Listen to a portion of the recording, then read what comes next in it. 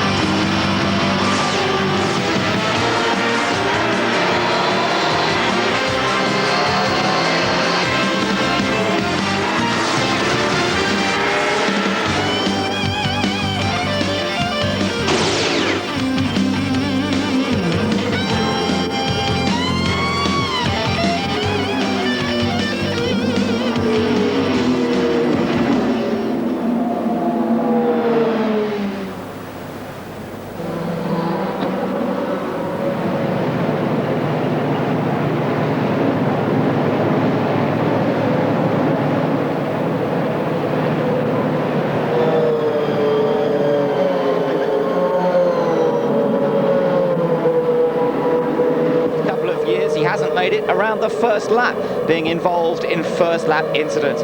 But it's not Gilles who's on pole, it is Guy Roberto Moreno. It's the old man of the series, but he's still a quick man in the series, and it was exciting qualifying because he did this in the last 8 minutes of qualifying while Gilles sat out with a penalty. It's his second ever pole. It's the last time he had a pole, he won, and that was in Cleveland last year. So the cars already on their initial pace laps, getting ready for the start of this race. Let's take a look at the Telmex starting grid. Roberto Moreno makes his 100th start here today. It's from pole position. Alongside him, the man chasing the title, Gilles de Ferran. On the second row of the grid, a good performance from Cristiano de Mata. Former winner Paul Tracy starts in fourth.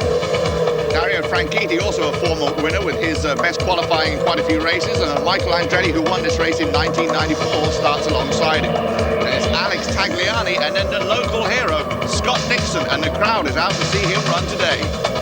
Next up, Patrick Carpentier, fifth here last year. Alongside him is Jimmy Vasser, the 1996 winner around the street track at Surfers Paradise. But Elio Castroneves is down in 11th place. Alongside him is Spaniard Oriol Servia. Kenny Brack, of course, who finished second here last year, starts alongside his teammate Max Papis, who won our last race at Laguna Seca. And then it's Christian Fittipaldi, who proposed to his wife here last year, and Michel Jourdain also making his 100th career start, quickest in the warm-up. Now, Adrian Fernandez won this race last year from 17th on the grid, and that's exactly where he's starting again this time. His teammate Shinji Nakano's alongside. Tony Kanaan will struggle to add to his 8 consecutive points finishes from row 10. Alongside him is Toru Tagagi. In row 11, it's a good mix of Bruno Junqueira and Brian Herter, who had a rotten luck at Laguna. And Mimo Gidley, the last three races, he started 23rd. He's finished on the podium in the last 2. Casey Mears alongside him, and then it's Mauricio Guzman, who is driving injured, and Alex Barron making his 3rd start this year. Alex taking over the ride of Max Wilson for the Arciero Blair team. Let's take a quick look at the track. It is a fast street circuit, isn't it, Guy? It is very fast, and it's pretty safe and open. The corners are open. 195 miles an hour be top speeds, but then you see some of these nasty chicanes, and they've got to be a little less aggressive with them this year. A race analysis sees that it's a 65-lap race, but it can sometimes get a bit close to that 2-hour time limit. Fuel range between 20 to 25 laps. We're taking a little look on board with Bruno Junqueira, starting quite a long way down in 21st position. Brian Herter there, also quite a long way down. So he's got plenty of work to do this afternoon. The conditions could not be better, though. Beautiful weather conditions, high temperatures, and we're all getting set to go racing. Some great places to watch this race from. The high rises around the streets of Surfers Paradise and the balconies filled with fans. You know, they had 75,000 people here yesterday for qualifying. They're on to record levels of attendance once again, and it always provides a tremendous atmosphere, and it's the same this year. All the restaurants are full, the parties are going on all night. The Australians love the champ cars. And I think it's helped with Scott Dixon in the field, of course, from New Zealand. He's went home for a few days before coming over to Oz. But also the Japanese drivers attract quite a few fans from Japan too. So big crowd on hand here today. Well, a quick overhead view as the cars begin to get themselves lined up, and that's where it can sometimes get a bit dodgy as they bunch up together. Roberto Moreno is the pole sitter, the man making his 100th start. He scored the 100th pole position for Firestone by taking that performance yesterday and took the third Toyota-powered pole of the year. Let's go racing. The green flag is waving, and Roberto Moreno sets the field away at the start of the race here at Surfers Paradise. And what is Gilles de Ferran going to do? Last year it ended for him right here into the first chicane when he hit Montoya. This time he gets into the first corner ahead. Kenny Breck's trying to get through there safely, and de Ferran has made exactly the start that he most wanted to. Paul Tracy's come up into third position ahead of D'Amata, with Frank Kitty in fifth place, and de Ferran has got away, but problems for Casey Mears. Casey Mears is in trouble, and there's always somebody at that first chicane who gets into trouble. Now Casey starting right at the back, or one row from the back, but obviously trying to get Racy in there and got tangled up. Well, hopefully we'll get another look at what happened there. There is Gilles de Ferran pulling away already from Roberto Moreno, and that was the perfect getaway for the reigning champion and the man who could take his second title here today. Moreno chases after him. Then it's Paul Tracy, D'Amata, Frank Kitty, and then Tagliani coming through ahead of Michael Andretti. So that was a good getaway for Tagliani. Yellow, yellow, yellow. Have we got full course yellow? Maybe we have. Looks like it. Looks like we've got our first full course yellow of the day. And look who runs together. Let's take a look at the replay here. Coming down, Casey Mears under braking, trying to go by Junqueira.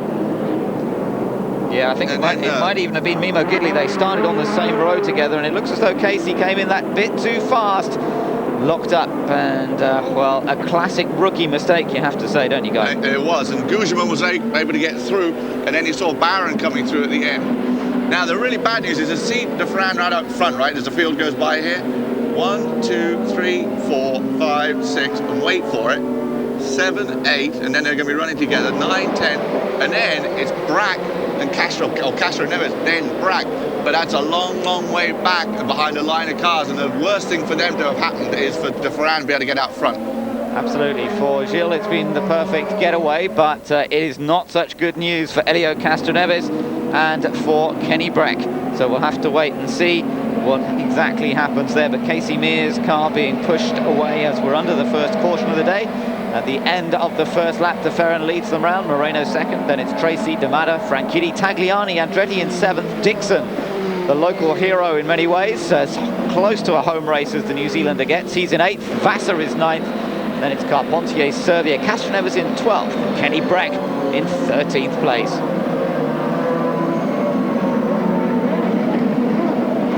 Now, a lot of the cars further down the field deciding to take advantage of this early yellow to come in and top off the fuel. And notably amongst those, Adrian Fernandez, who did this exactly last year to come through and take the victory. He started 17th again, and he went all the way up to get the victory. But interesting to see that Castroneves and Brack would have used, well, no, a lot of those guys were behind them to start with. Mears still having troubles getting him going again. They're going to get the flatbed tow truck out here. But interesting, we've seen this strategy employed this year. Dario Franchitti did it at Cleveland, came back to win. Michael Andretti, although didn't go into the pits, won from the very back at Toronto. But this pit strategy, there's actually even talk about eliminating this rule and making the pit window mandatory. They're not allowing people to do this. See, there's Castroneves and Brack. They still run together. They may have picked up a couple of spots, but not many. No, that's right. I think most of the people that came in just then were people further down the order. Nothing to lose if you're towards the back of the queue to come in and make an early stop, and it might just give you a little more possibility later on in the race. Bit of smoke coming out of the back of Moreno's car there. I hope that's not a problem. It's something we've seen all year under the yellows for the Toyotas, and particularly Moreno's car, although that did look a bit more than usual. Yeah, well, let's hope that the Brazilian is in good shape. Look at the beach there to the right, and the conditions just about perfect to go racing here this afternoon. Not many people on the beach. They're all around the track watching the action as the cars from the Champ Car Series come to Australia, the 7th country that this series has visited this year. And of course, Australia was the first outside North America that they went to back in 1991. This is the 11th running the events around the streets of Surfers Paradise, and definitely one of the most popular. And not had a repeat winner since coming here. John Andretti won the first one, but no one's repeated here yet. No, so I wonder if that will happen today. Riding on board at the moment with Scott Dixon, the man who is running in 8th place. the New Zealander with a huge amount of support here and had a great deal of success racing in Australia before he moved over to the United States. So, as you say, Guy, a huge amount of support for him. The team is asking for a bump start. You'll see one finger this time. Listen to the radio. One finger this time by. He's just getting the information that they'll be getting the one finger this time. So next time by, they should be getting green. He last raced here in 1998 in the Formula Holden series, as far as Scott Dixon is concerned. Now, of course, the championship is what we're all thinking about here this afternoon. Gilles de Ferran, over the last 5 races, he's had an incredibly consistent run. He's scored 80 points, as you can see. The ovals have not favoured him throughout the course of the season. They have favoured Kenny Bragg, but on the road courses, Gilles de Ferran has come into his own. Look at that, 133 points scored. He's scored 8 bonus points in that time. He's had 8 podium finishes this year, and in fact 6 of those podium finishes have come in the last 8 races. And it really is this latter part of the season that's seen Gilles move up. It's definitely been a case of going in at half-time, having a hot dog, come back out in the second half of the season. Well, the second half has been so much better for Gilles de Ferran than it was at the beginning. He went a long, long way before he got his first win of the year. Yeah, that's right. A long, long way indeed. Rockingham before he got his first victory, and then Houston to back that up straight away. And Laguna Seca last time out, a 3rd place finish when could easily have been a victory as well. He was in great shape there. So for de Ferran, things are going well, but although it might start well here, you never quite know what's going to happen throughout the course of one of these Champ Car races. They're always so unpredictable. So many things can change. There is Elio Castroneves going through the shot. There, just briefly, was Kenny Bragg, and they are 12th and 13th. If they are beaten by de Ferran, it's very simple. If de Ferran beats them on the road here this afternoon, he is champion. It doesn't matter where or what. If he is ahead of them on the road, then de Ferran takes the title here in Australia with 1 round to go at Fontana in California. Now, last year, de Ferran went out on the first lap, as we mentioned. He made contact with Montoya, and that took the championship to that final round in Fontana. De Ferran did manage to wrap it up, but it was very, very close. And the man who won here last year, Adrian Fernandez, was the one who kept the pressure on him right to the checkered flag in Fontana 2000. It was certainly a dramatic finish in this championship. The race for the Vanderbilt Cup in the last couple of years has been incredibly tight. Well, it is always a very competitive series, and de Ferran, nonetheless, could be the 4th driver to take 2 back-to-back titles. Well, the speed's beginning to pick up now as de Ferran begins to lead the field round to take green flag this time by.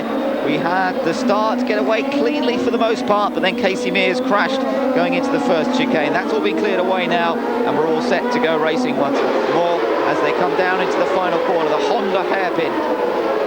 This is where they need to get on the power. This is where they accelerate out, and you can sometimes see people get into trouble there. You can see the power going down and the car's twitching. We've seen people crash there in the past, getting the power down.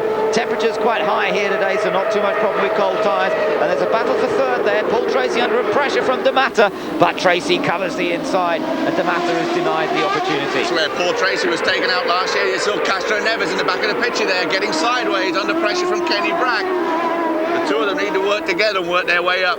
But yeah, Paul Tracy unfortunately punted here last year.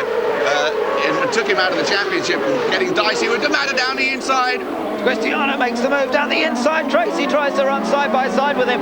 Great racing from both of them so far, and De Matter still has the inside line, and this time he makes it through safely at turn number 4. Great stuff from Cristiano De Matter, and he is looking in good shape here.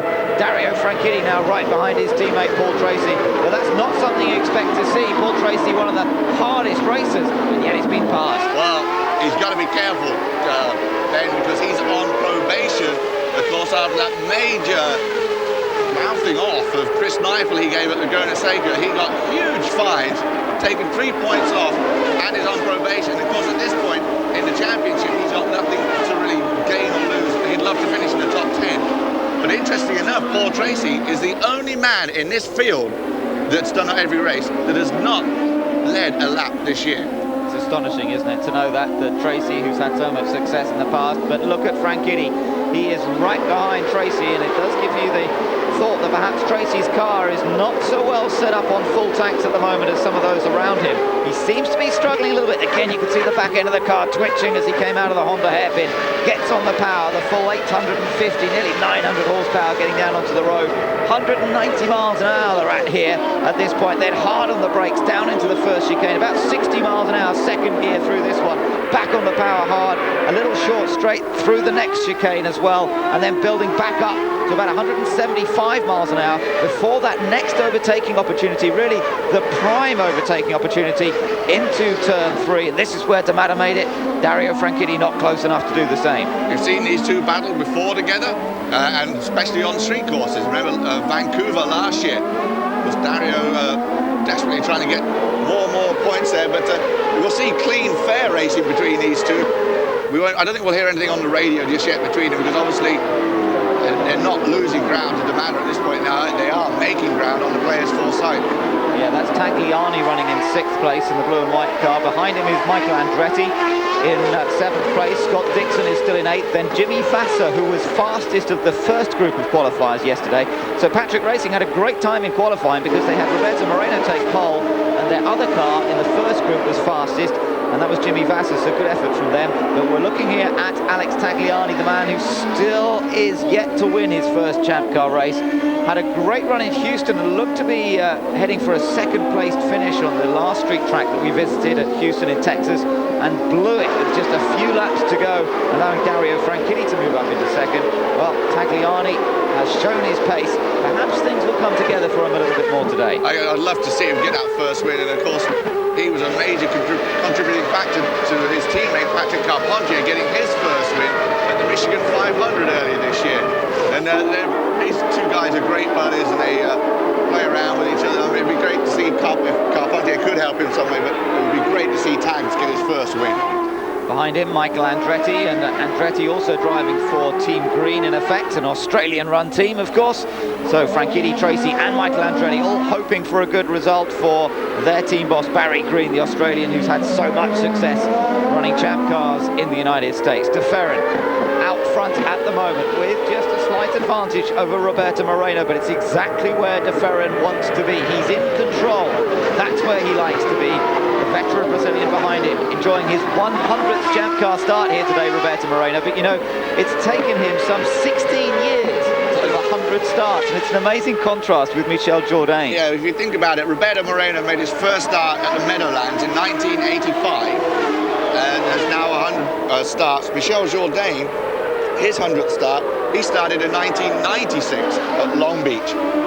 His best finisher, Moreno, of course, has a win, actually 2 wins now, but Jourdain still looking for a win.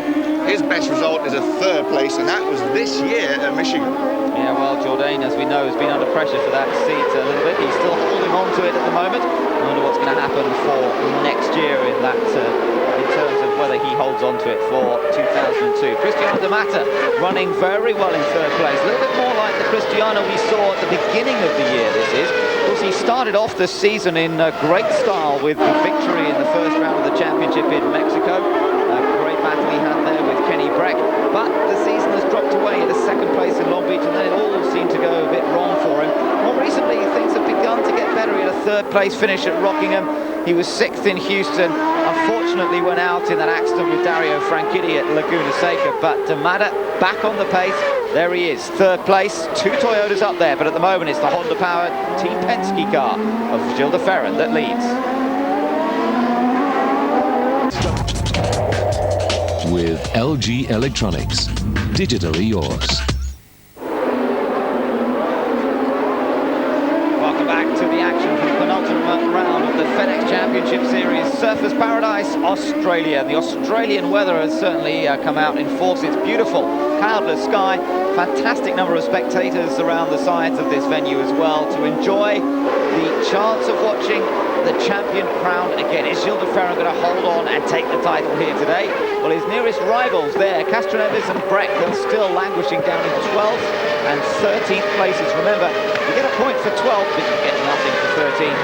And Kenny Breck, even if Gilles de Ferran was not to finish today, Kenny Breck would still need a 10th place finish to make sure that he takes the title battle to that final round in California. So these two have a lot of work to do, and at the moment they don't seem to be making much progress. The other big thing about him doing well here and making sure he's in contact in the championship is because Kenny Breck will probably be very quick and good at Fontana. Remember, he and his teammate Max Papis dominated Michigan, and Fontana's exactly the same. So he wants to really get up there and have a fighting chance, and maybe he could still win this championship. Absolutely, don't put it past him. And also remember that Kenny Breck finished second here at Surfers Paradise last year, qualifying in 12th place. There's a little look, has a little think about getting past Castroneves, doesn't do it as yet. But that was a great effort from Team Rahal here last year. It was a lot of it was down to strategy, bringing him in early. And there we see the positions at the moment. Gilles de Ferran is our race leader. Moreno second, D'Amata in third, Tracy fourth, Franchitti in fifth, then it's Tagliani in sixth place. You're on board with Scott Dixon. He's in eighth place. The car ahead of him is that of Michael Andretti, as Dixon having his first ever champ car outing around this street track, although he's raced Formula Holden here in the past, and trying to put all the experience that he's gained in his rookie season in champ cars. In fact, a real chance here today of wrapping up the rookie title itself from Bruno Junqueira. And we have had a couple of rookies win this race. Of course, Nigel Mansell won as a rookie, and I believe Alex Zanardi won as a rookie. Certainly was Alex Zanardi's last win in kart series. That's right, yes. Alex Zanardi winning this race in 1998. Taking a quick look here at Kenny Breck and Elio Castroneves once again. These two respectively third and second in the championship, both needing to get on terms with Gilles de Ferran. But Kenny's got a problem here because he looks as though he's a little quicker than Castroneves. But Castroneves, on one side, he's going to perhaps do his best to prevent Kenny from moving up the ranks for two reasons. One, he doesn't want him to get close to Gilles de Ferran himself, and two, Elio would very much like second place in the championship, even if he can't take the title. So any opportunity to be in front of Kenny Breck, Elio is going to take.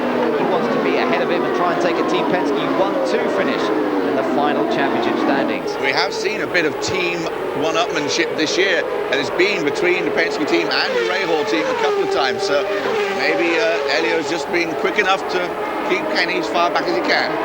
Kenny Breck's teammate Max Papis is only right behind him. In fact, there's a little gap between them, but Papis is the next man on the road. He's running in 14th position, but look at Kenny, at the way he's all over the back of Elio Castroneves, the Lola of Team Rahal, really putting the pressure on the Penske-developed Reynard. And Elio Castroneves is having to keep a close eye on his mirrors here, but he's driving well. He's not blocking as such, but he is defending well.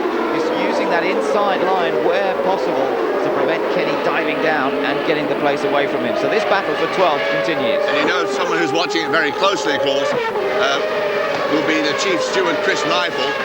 He would know about this ahead of time and will be watching very closely. And if Elio does start blocking, then we may see a penalty.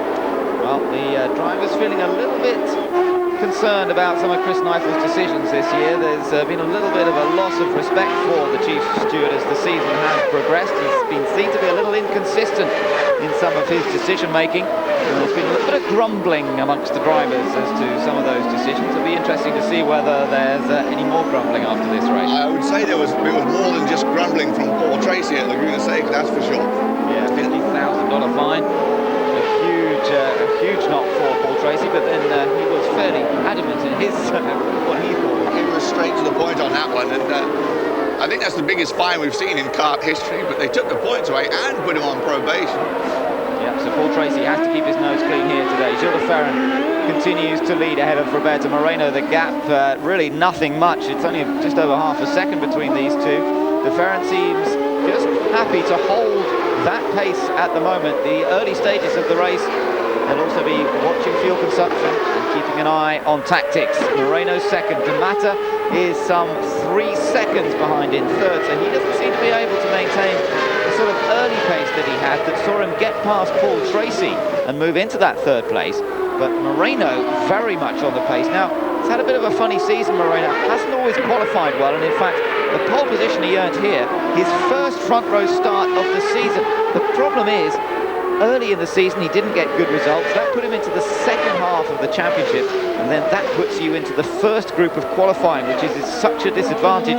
on a track that is not as clean, doesn't have as much rubber down, and once you're into that first group of qualifying, it's so hard to break out of it. In recent races, Roberto has done that, and that's the result. He was able to take pole position here yesterday. Yeah, it took him until basically Laguna to get a good qualifying run and start in the top 5. He is our 8th different pole winner this year. But Brian Herter is another one of the guys that tried to get into the group. He had a penalty last week. He'd made it into the group 2. He had a penalty, got put in the back of the pack, so he went back to group 1, which he's pretty unhappy about that too. Looking at Alex Tagliani here in 6th, Michael Andretti in 7th place, and then Scott Dixon in 8th. And as you look at our positions, oh, and we've got problems for Serbia. That's Oriol Serbia on the right-hand side of your shot, who's getting out of the way down the escape road here. He was in front of Castro Neves, don't forget. So that gives Castro Neves and Kenny Breck an opportunity to move up. That'll put Castro Neves up into 11th place, and Breck now into 12th, and a potential point in these very early stages. And don't forget, you say very early stages though, but at the same time, Gilles de Ferran is adding to his points, because if he can lead the most laps, he gets that bonus point. Even if he ends up not finishing his race, he's still picking up points. That's right. Well, that's what he'll be looking to do. We're watching Brian Herter here down in 24th position at the moment. The only retirement from this race we've had it so far before this one was Casey Mears, but it does look as though we've got our second retirement here as the Spaniard Oriol Serbia. And it's such a shame, you know, because up to the last couple of races, Sevilla has been one of the most consistent finishers throughout the season. But the last few races have ended in accidents, both at Laguna Seca and Houston. You remember that amazing accident he had at Laguna Seca last time out, Guy? It's great to see that he's okay, by the way, after that, just bruising that he suffered after a huge end-over-end accident into the hairpin. But unfortunately, it looks like the mechanicals have let him down this time. It was an absolutely spectacular crash, but very, very frightening. But also, he was not wearing his Haas device. They're not mandatory on road courses. However, this weekend, he is wearing a Haas device. Yeah, the head and neck support system, which is certainly being used by many of the drivers in Champ Car racing. Now, Michael Andretti, another of the former winners. We've got 5 former winners in this field, but as we mentioned earlier on, nobody has ever become a repeat winner at this track. We've always had a different winner at Surfers Paradise. Michael's victory was one of the most dramatic, perhaps. Although he ended up dominating the race, it was the first ever win for Reynard in Champ Cars on their debut, their first ever Champ Car race. Their brand new Reynard Champ Car chassis, and Michael Andretti returned from Formula 1 back to the series, and with that first race of the 1994 season, he took the victory. It was an amazing story, a real fairy tale stuff. The season didn't continue quite as successfully for him, but it was certainly a brilliant return. Gilles de Ferran continues to lead in Australia. 11 laps out of 65 have been completed. With Hasseröder, the German premium beer. Welcome back to Eurosport's coverage from Surfers Paradise, Queensland, Australia, and it's the Brazilian duo up front, in fact trio up front at the moment. It's Gilles de Ferran leading from Roberto Moreno in second, and Cristiano de Mata in third. You know, the Brazilians are already leading the Nations Cup by quite a healthy margin. Points scored by drivers corresponding to their nationalities, and it certainly seems to be the Brazilians that have dominated the proceedings this year. De Ferran looking for the title here today. It's a real possibility as he continues to lead, and his nearest rivals in that championship chase, Helio Castroneves and Kenny Breck, find themselves down in 11th and 12th places. Of course, Brazil, there is Oriol Serbia, who's out in the car. And Brazilian drivers, of course, dominate the series in that Nations Cup. It's amazing how many points Sweden have got in that Nations Cup, considering they've only got one driver out there. Yes, Kenny Breck has done a brilliant job this year. He's led more laps than anybody else throughout 2001. But just recently, things have been going against him. And that means that he's not as close to de Ferran in the points as he would like to be. Riding on board Bruno Junqueira's car, giving us an ideal view through the chicanes and over the curves.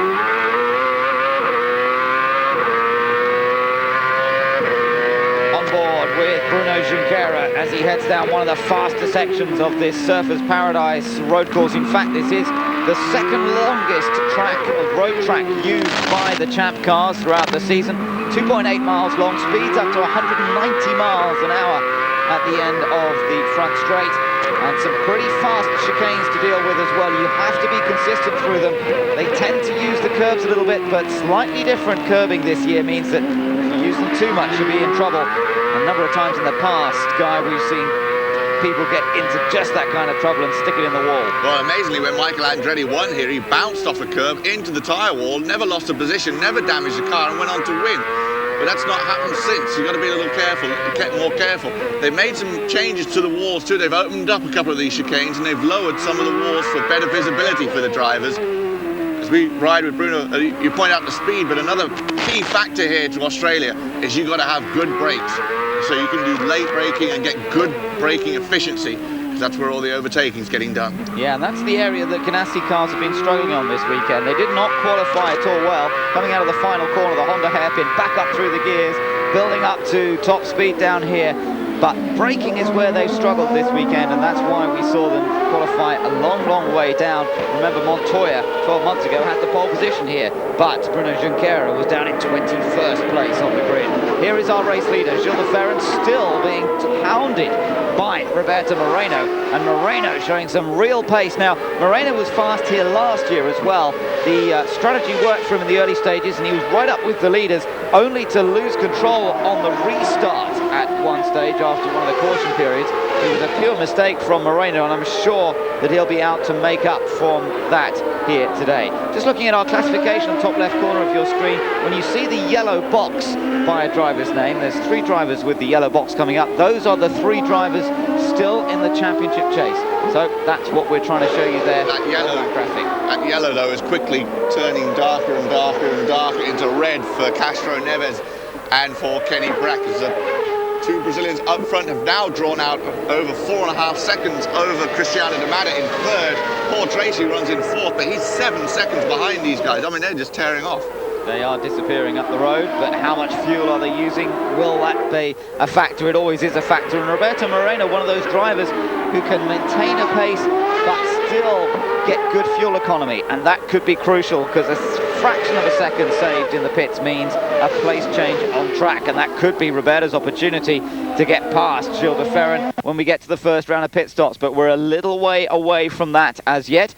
Sorry about the problems with the picture being beamed to us from Australia, but right back to the action. Moreno still keeping the pressure on Gilles de Ferran. De Ferran knows that he cannot afford to relax at all.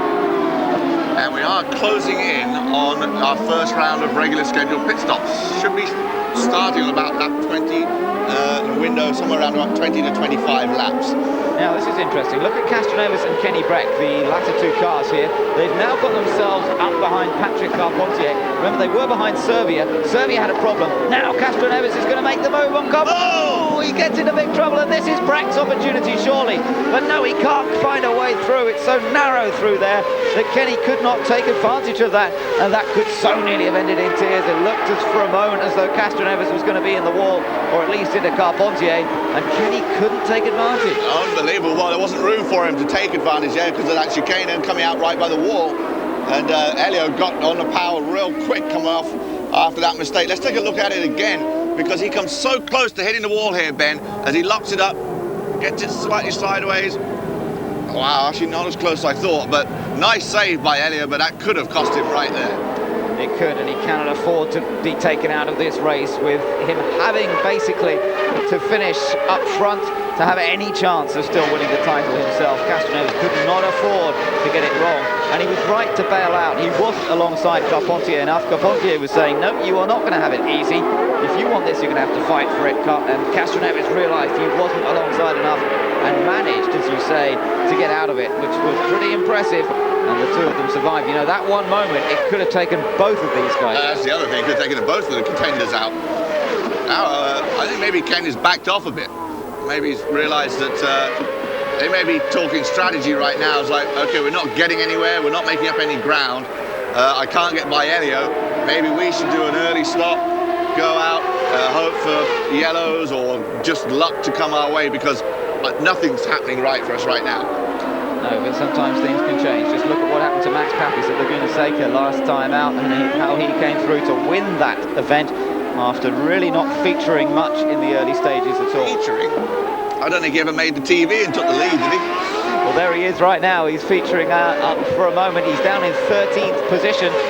And certainly the timing of their pit stops at Laguna Seca was perfect, but you have to say Max didn't do an awful lot of overtaking. It was just the great timing from the team that got Max up there, and then he drove the last few laps extremely well. He stayed up front, withstood the pressure that was put upon him, and came through to take the victory, and has become one of the few drivers to take more than one win so far this season, joining a fairly select group. Kenny Breck has 4 victories to his name this year already. Occassion has had 3 wins. Gilles de Ferran has had a couple of victories. Max Papp is joining that happy band with a couple of wins himself. And then you've got a number of drivers who've scored 1 win apiece throughout the season. And Max has gradually moved himself up in the championship, and he's at least managed to get himself into that top half now, which has certainly helped when it comes to getting into the better qualifying group. You can see he's ahead of a group of cars here. Papp is chased by Christian Fittipaldi, then Michel Jourdain. Mimo Gidley's in the group as well, so is Bruno Junqueira. Both Ganassi cars, 16th and 17th. I mean, that really is a bit of a shocker, you have to say. We've seen so much success from them in previous years. Well, Chip Ganassi is the most successful car owner out of the whole lot here at Australia, has 3 wins. Those 3 wins, of course, the first one with Michael Andretti. He also won with Jimmy Vasser, and he won with Alex Zanardi. Yeah, that's right. So Ganassi has always, in the past, had a good result here for his team. Montoya didn't have quite so much luck. He was hit from behind by de Ferran last year after getting pole position. Crashed out in 1999 as well, when he was sort of chasing the championship. Let Dario Franchitti come through for the win, and Dario actually took the points lead before they went to that final round in California. Montoya then just managing to get the championship by scoring the same number of points as Franchitti at the end of the day, but having more victories to his name. Christian Fittipaldi enjoys racing here in Australia, but has some bad memories as well from that 1997 leg-breaking accident. Otherwise, though, he does enjoy being here. De Ferran still leads it, and we're getting pretty close now to the first round of pit stops.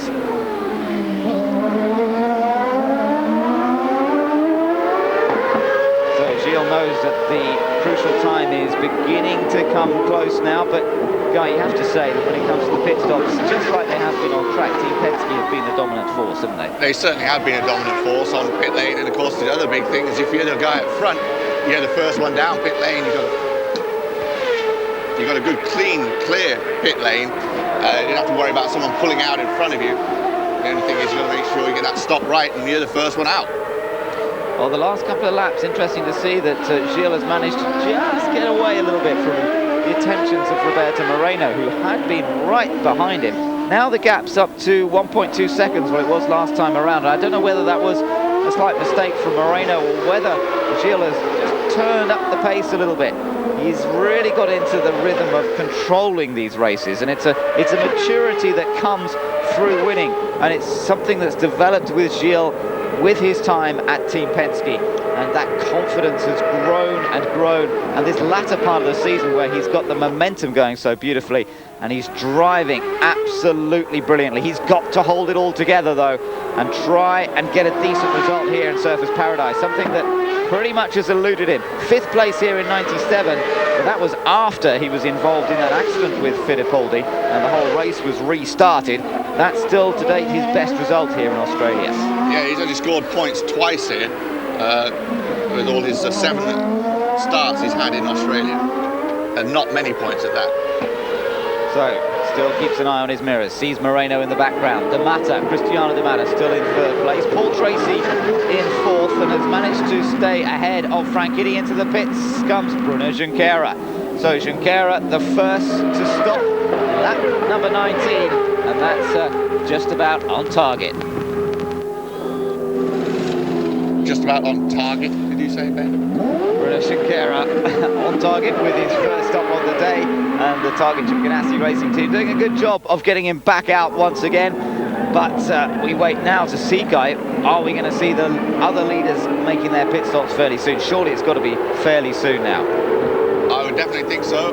We're hearing of someone brushing the wall at turn 8. Yeah, Christian Fittipaldi apparently has brushed the wall at turn 8. Now, we don't know whether he's done any damage or not. Whether that's going to cause a problem, we'll have to see. De Ferran continues around for at least one more lap. Roberto Moreno also stays out for a little bit longer, and Junqueira, perhaps because he's further down the order, the team deciding to bring him in a little bit early and get his stop in as quickly as possible. It got him out of that group as well, which is quite a sensible move. Also into the pits, here comes Dario Franchitti. So Franchitti choosing lap number 20 to make his first pit stop of the day. This needs to be a clean stop for him. The fuel on board, away he goes, no stalling. Making sure they get all that fuel in there. Away he gets good, plenty of room in this pit lane, so there's enough space that he can get out, but he's on the speed limit for quite a long time at 50 miles an hour before he can release the button on the steering wheel and the full power comes into effect, and then he rejoins the track and comes in right behind Max Papis there. Papis running in 13th position at the moment. Dario got to get up to speed, of course, got to get some heat into those tyres as well. That's the other thing you've got to do. No preheated tyres here, of course, in the kart series. So that's you've got to be very careful on that outlap. So De Ferran and Moreno, the two of them now some 5.5 seconds ahead of Cristiano De Mata. And race leader Ferran has led this from the start. He was started on the outside of the front row, but an excellent getaway, squeezed ahead of Moreno. You know, you might have thought that he would be very cautious on the run to that first corner, having had problems there in the last few years, but he certainly went for it. Yeah, you would have thought he would have been a bit more careful, but he knew what he had to do, and he's done it. He squeezed his way through there nicely and cleanly, of course, and is now stretching out his lead on Roberto, just fractionally, but more of a cushion, so he doesn't have to panic at every corner that maybe Roberto is going to do a lunge for the lead. And of course, overall, they have increased their lead. Remember, they were 4.5 seconds over De Mata. Now they're at over 7.5 seconds. 7.5 seconds later.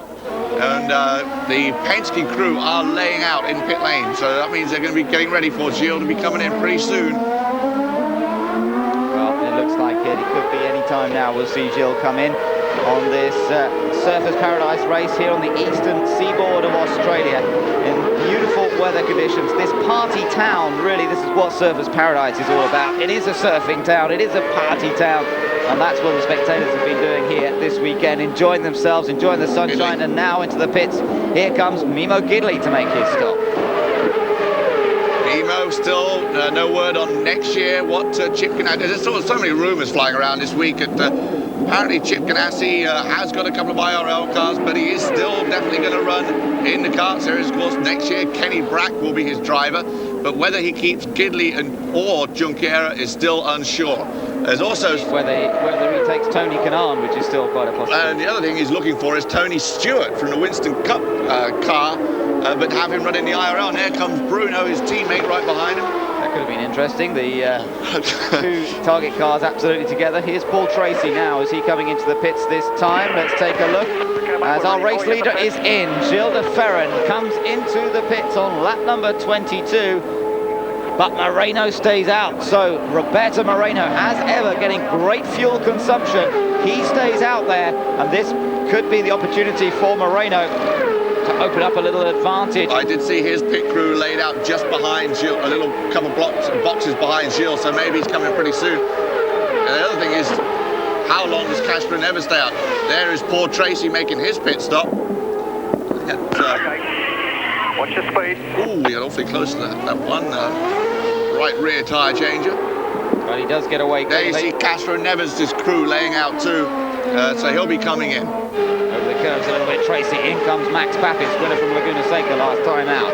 Now, they haven't been able to put in much strategy in the early part of this race. Just that first yellow. Listening to the radio communications. Good clean getaway, doesn't get too much wheel spin. Onto the speed limit. Getting a bit of heat into the tyres as he comes down pit lane. Be careful doing that, Max. You don't want to do the ultimate embarrassment and spin in pit lane. But he gets away cleanly. And here is our race leader. Now, Roberto Moreno, is he going to come in this time? That's going to be the question. I saw his crew laid out there. So, but whether, of course, a lot of that laying out is done to fake out other teams too. You see them doing that. Yes, he does pull down into pit lane. He's got to get it slowed down to the speed limit.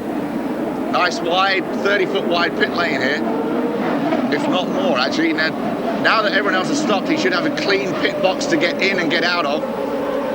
So Moreno, his 100th Champ Car start. He knows what to do here. He's just got to keep calm, got to keep cool as he tries to move up and get past De Ferran, the winner from Vancouver this year. And you know, Roger's on the radio to Gilles right now, telling him he's in the pits. You know, where are you? Seeing if he can get around. And there's Castro Neves, his crew, getting ready for him to come in. Now, where is De Ferran? Let's see where Roberto Moreno comes out. Is he going to be out ahead? Yes, he is ahead of De Ferran. There's De Ferran who appears in shot. De Ferran's got in front of D'Amata. De Ferran's got warm tyres. Kenny Breck's into the pits, comes back out again as well. But De Ferran on a charge, on hot tyres. I wonder if he's going to try and make a move on Moreno on this outlap. This is where De Ferran really needs to attack. Otherwise, Moreno is going to be leading this next stint. I thought I saw something hanging off Gilles' car. No, keep an eye on that. Maybe but, not. Already Moreno through a couple of corners. That's got the tyres up to temperature. Fittipaldi in the pits gets away cleanly. Also on that speed limit, you can see the head jerking around as Roberto Moreno, now fully up to speed, has taken the lead in this race. Although one or two still have yet to pit, so Tagliani in fact now takes over the lead of this race. Dixon also hasn't been into the pits yet, so one or two drivers managing to get a little bit more. Oh, Dario Franchitti. Dario Franchitti has spun it. Was there contact? Was there another car involved? He's kept it going. Can he find reverse? Right across the middle of the track now. This is going to cause huge problems. Where are the leaders? Are they going to be coming around any moment? This could be very difficult. Well, there goes Jourdain. He can't find reverse. He can't. Full course yellow. A full course yellow has been called. No question about that. And hopefully everybody will be aware of that problem. Well, that's certainly going to help Mr. Tagliani. Tagliani and Dixon. Well, I think Tagliani actually has just been into the pits, but Dixon and Vassar have not yet stopped. But they will be coming in this time around. Let's take another look at this. He was tucked in right behind. I think it was Carpentier, and just, I don't know whether he clipped that inside wall or what happened there quite, but it certainly looked like a mistake from Dario. And that was Nakano that was right behind him, not Paul Tracy. Carpentier comes out of the pits. The interesting thing is Gilles de Ferran was on that flying lap trying to get around under instruction from Roger, Moreno in the pit. But what held him up was he couldn't get by Cristiano D'Amata down the straightaway to try and get Jourdain there, cutting out the chicane, but as long as he doesn't make up place, that's okay to do that. But I think that's what hurt Gilles there as far as Moreno. He got caught behind D'Amata. And Dario is right now fuming that they can't get him turned around quicker. Here it is again. Look at this. Yeah, he had a little think about getting down the inside, didn't decide to do anything, goes into the corner, and I think he clips it with the left rear. And I think what happened there to a certain extent, he was going in slower than he was normally going into the corner, less drift angle, less of a slide, and then because of that, the car gripping more, and it just took him into the wall and spun him round. So a mistake from Franchitti, but a one that's easy to make when into a corner, one of these street track corners a little slow. Great view from this onboard camera with Scott Dixon's car, right up close on that right front suspension.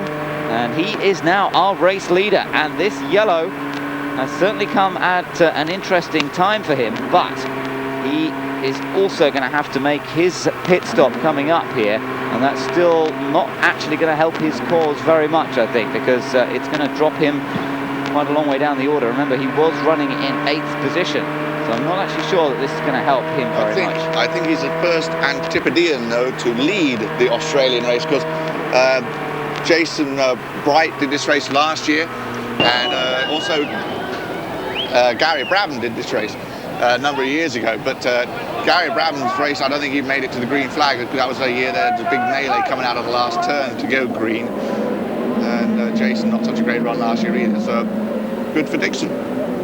So Dixon, pits are open now, so he can come in if he needs to this lap, and I would have thought that he would need to. He's gone longer than anybody else so far, except for Jimmy Vassar. In fact, Vassar right behind him is in the same position. Jimmy and Dixon have not stopped yet. Are they going to have to come in this time around? Let's take a little look as we head down towards pit lane. Yes, indeed. Dixon makes it down towards the pit lane. And in he comes. And Jimmy Vassar will be right behind him. This will give Patrick Carpentier the lead, I believe. No change up. This should hand the lead back to Roberto Moreno. Yes, Moreno, who came out, and we've got a slight problem with our picture here, so we're sorry about that. Slight communication problems. As Scott Dixon gets his refueling done, new set of tyres. Look at the unmarked slicks. Tora Takagi off to the left, making a pit stop. This is Vassar getting out before Dixon, so he won the race in pit lane. But we also saw Dario Franchini's car, I believe, back on pit lane, or maybe it was Paul Tracy's. There's Nakano, there's Adrian Fernandez. Okay, I mixed up Nakano's car, but Fernandez, Jourdain, and Tony Kanaan, who we haven't said much about all day. And Tony's actually recently had a very good run. In fact, he has completed 93% of all the laps run. Well, this is just turning into more disaster for Franchini. They can't even get the car started now, and it looks really as though his afternoon is run.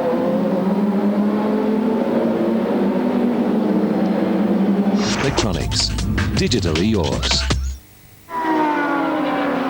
Welcome back to Eurosport's coverage from Surfers Paradise, Australia, and at last Dario Franchini's car has been restarted. They managed to push start it, but well, we've certainly seen some dramas. Scott Dixon and Jimmy Vassar have been into the pits and have rejoined, but they're now at the back of the group, so it really has hurt them. The timing of this yellow has really hurt those two. Meanwhile, problems for Carpentier. Yeah, I said he had taken over the lead, which he actually had done, but they're going to make him go to the back of the pack for a pit road violation. He came in when they were closed, basically. So Carpentier, tough break for him because he's not going to win it from the back of the pack. There he but is. You see him waving. Carpentier waving everybody past. And, that's not easy to do. No, that's a horrible situation. It seems like forever before everybody goes past, but that's what he has to do. And it may be, of course, that he had to come into the pits, even though they were closed. He may well have run out of fuel otherwise, because they were very, very marginal at that stage when the yellows came out. And Dixon and Vassar did just make it back. 26 laps have been completed here at Surfers Paradise. Patrick Carpentier is just letting everybody go past him at the moment. He's been told to go to the back of the queue after a pit lane violation. And Dario Franchini has been into the pits, back out again after his spin. They did get the car restarted ultimately, so he now rejoins the fray. But he's a long way off the leaders now, 2 laps down at least, as he rejoins the fray. Moreno is our race leader, ahead of Gilles de Ferran. Cristiano De Mata is 3rd. Paul Tracy is 4th. Tagliani 5th. Andretti 6th. Castroneves now in 7th place, and Kenny Breck in 8th. So those two have definitely gained quite a lot in that first real big round of pit stops, moving up from 11th and 12th places. So our championship contenders are all still in the battle. Max Papis is 9th, Christian Fittipaldi is 10th, then it's Bruno Junqueira 11th, and Alex Barron in 12th place. Adrian Fernandez here, on board with him, he's down in 17th place. He's just been in for an extra fuel stop, and everybody towards the back of the field still playing the strategy and filling up with fuel at every opportunity and hoping that that will help them get through to the end of the race. Good to see Alex Barron up there in the top 12. They brought him in especially for these last 2 events. He did these 2 events last year, Australia and Fontana. In fact, he even led a lap here in Australia.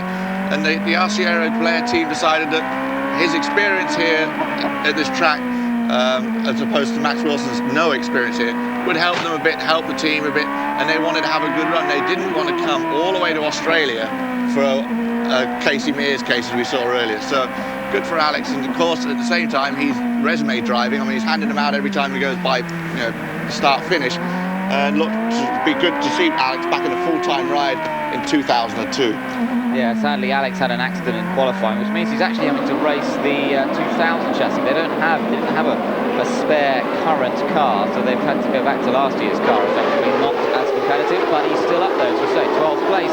So we're ready to go green once again. The main losers from all that were Scott Dixon and Jimmy Vassar.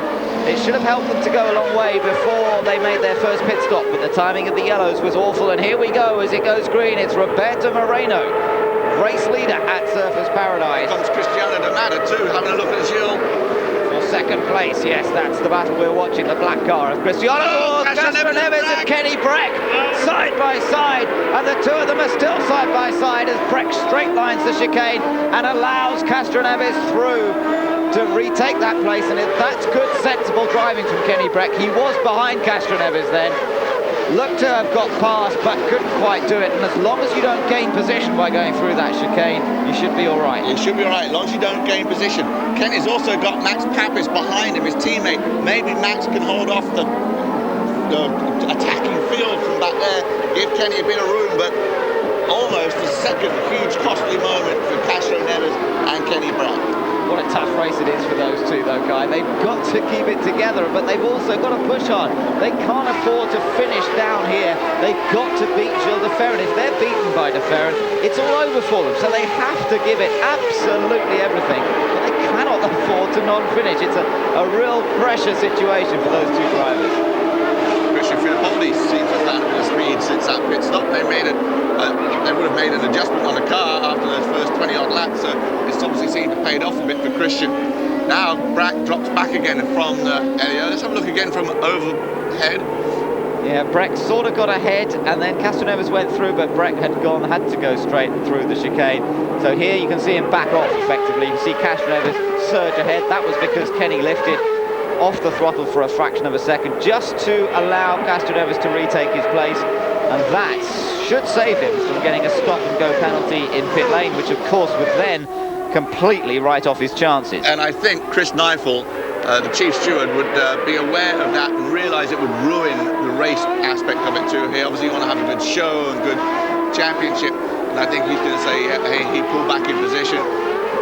It's his teammate Max Papis in front and behind him anyway, so let's just let that one go. So Kenny stays in 8th position, 7th and 8th places for these two championship contenders, but their main rival Gilles de Ferran is running in 2nd position, remember, just 1.3 seconds behind Roberto Moreno.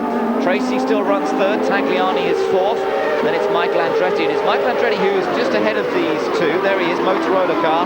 So it's Michael Andretti who will be coming under a bit of pressure from Castro Neves as Papis defends his position, that 9th place from Christian Fittipaldi. To say Fittipaldi's driving well here now, he's really beginning to push hard, and the last few laps we've seen him all over the back of Max Papis, although Christian himself has to also be careful. He's got Bruno Junqueira, the young, aggressive Brazilian, also trying to move up the order, so can't afford to make a mistake himself.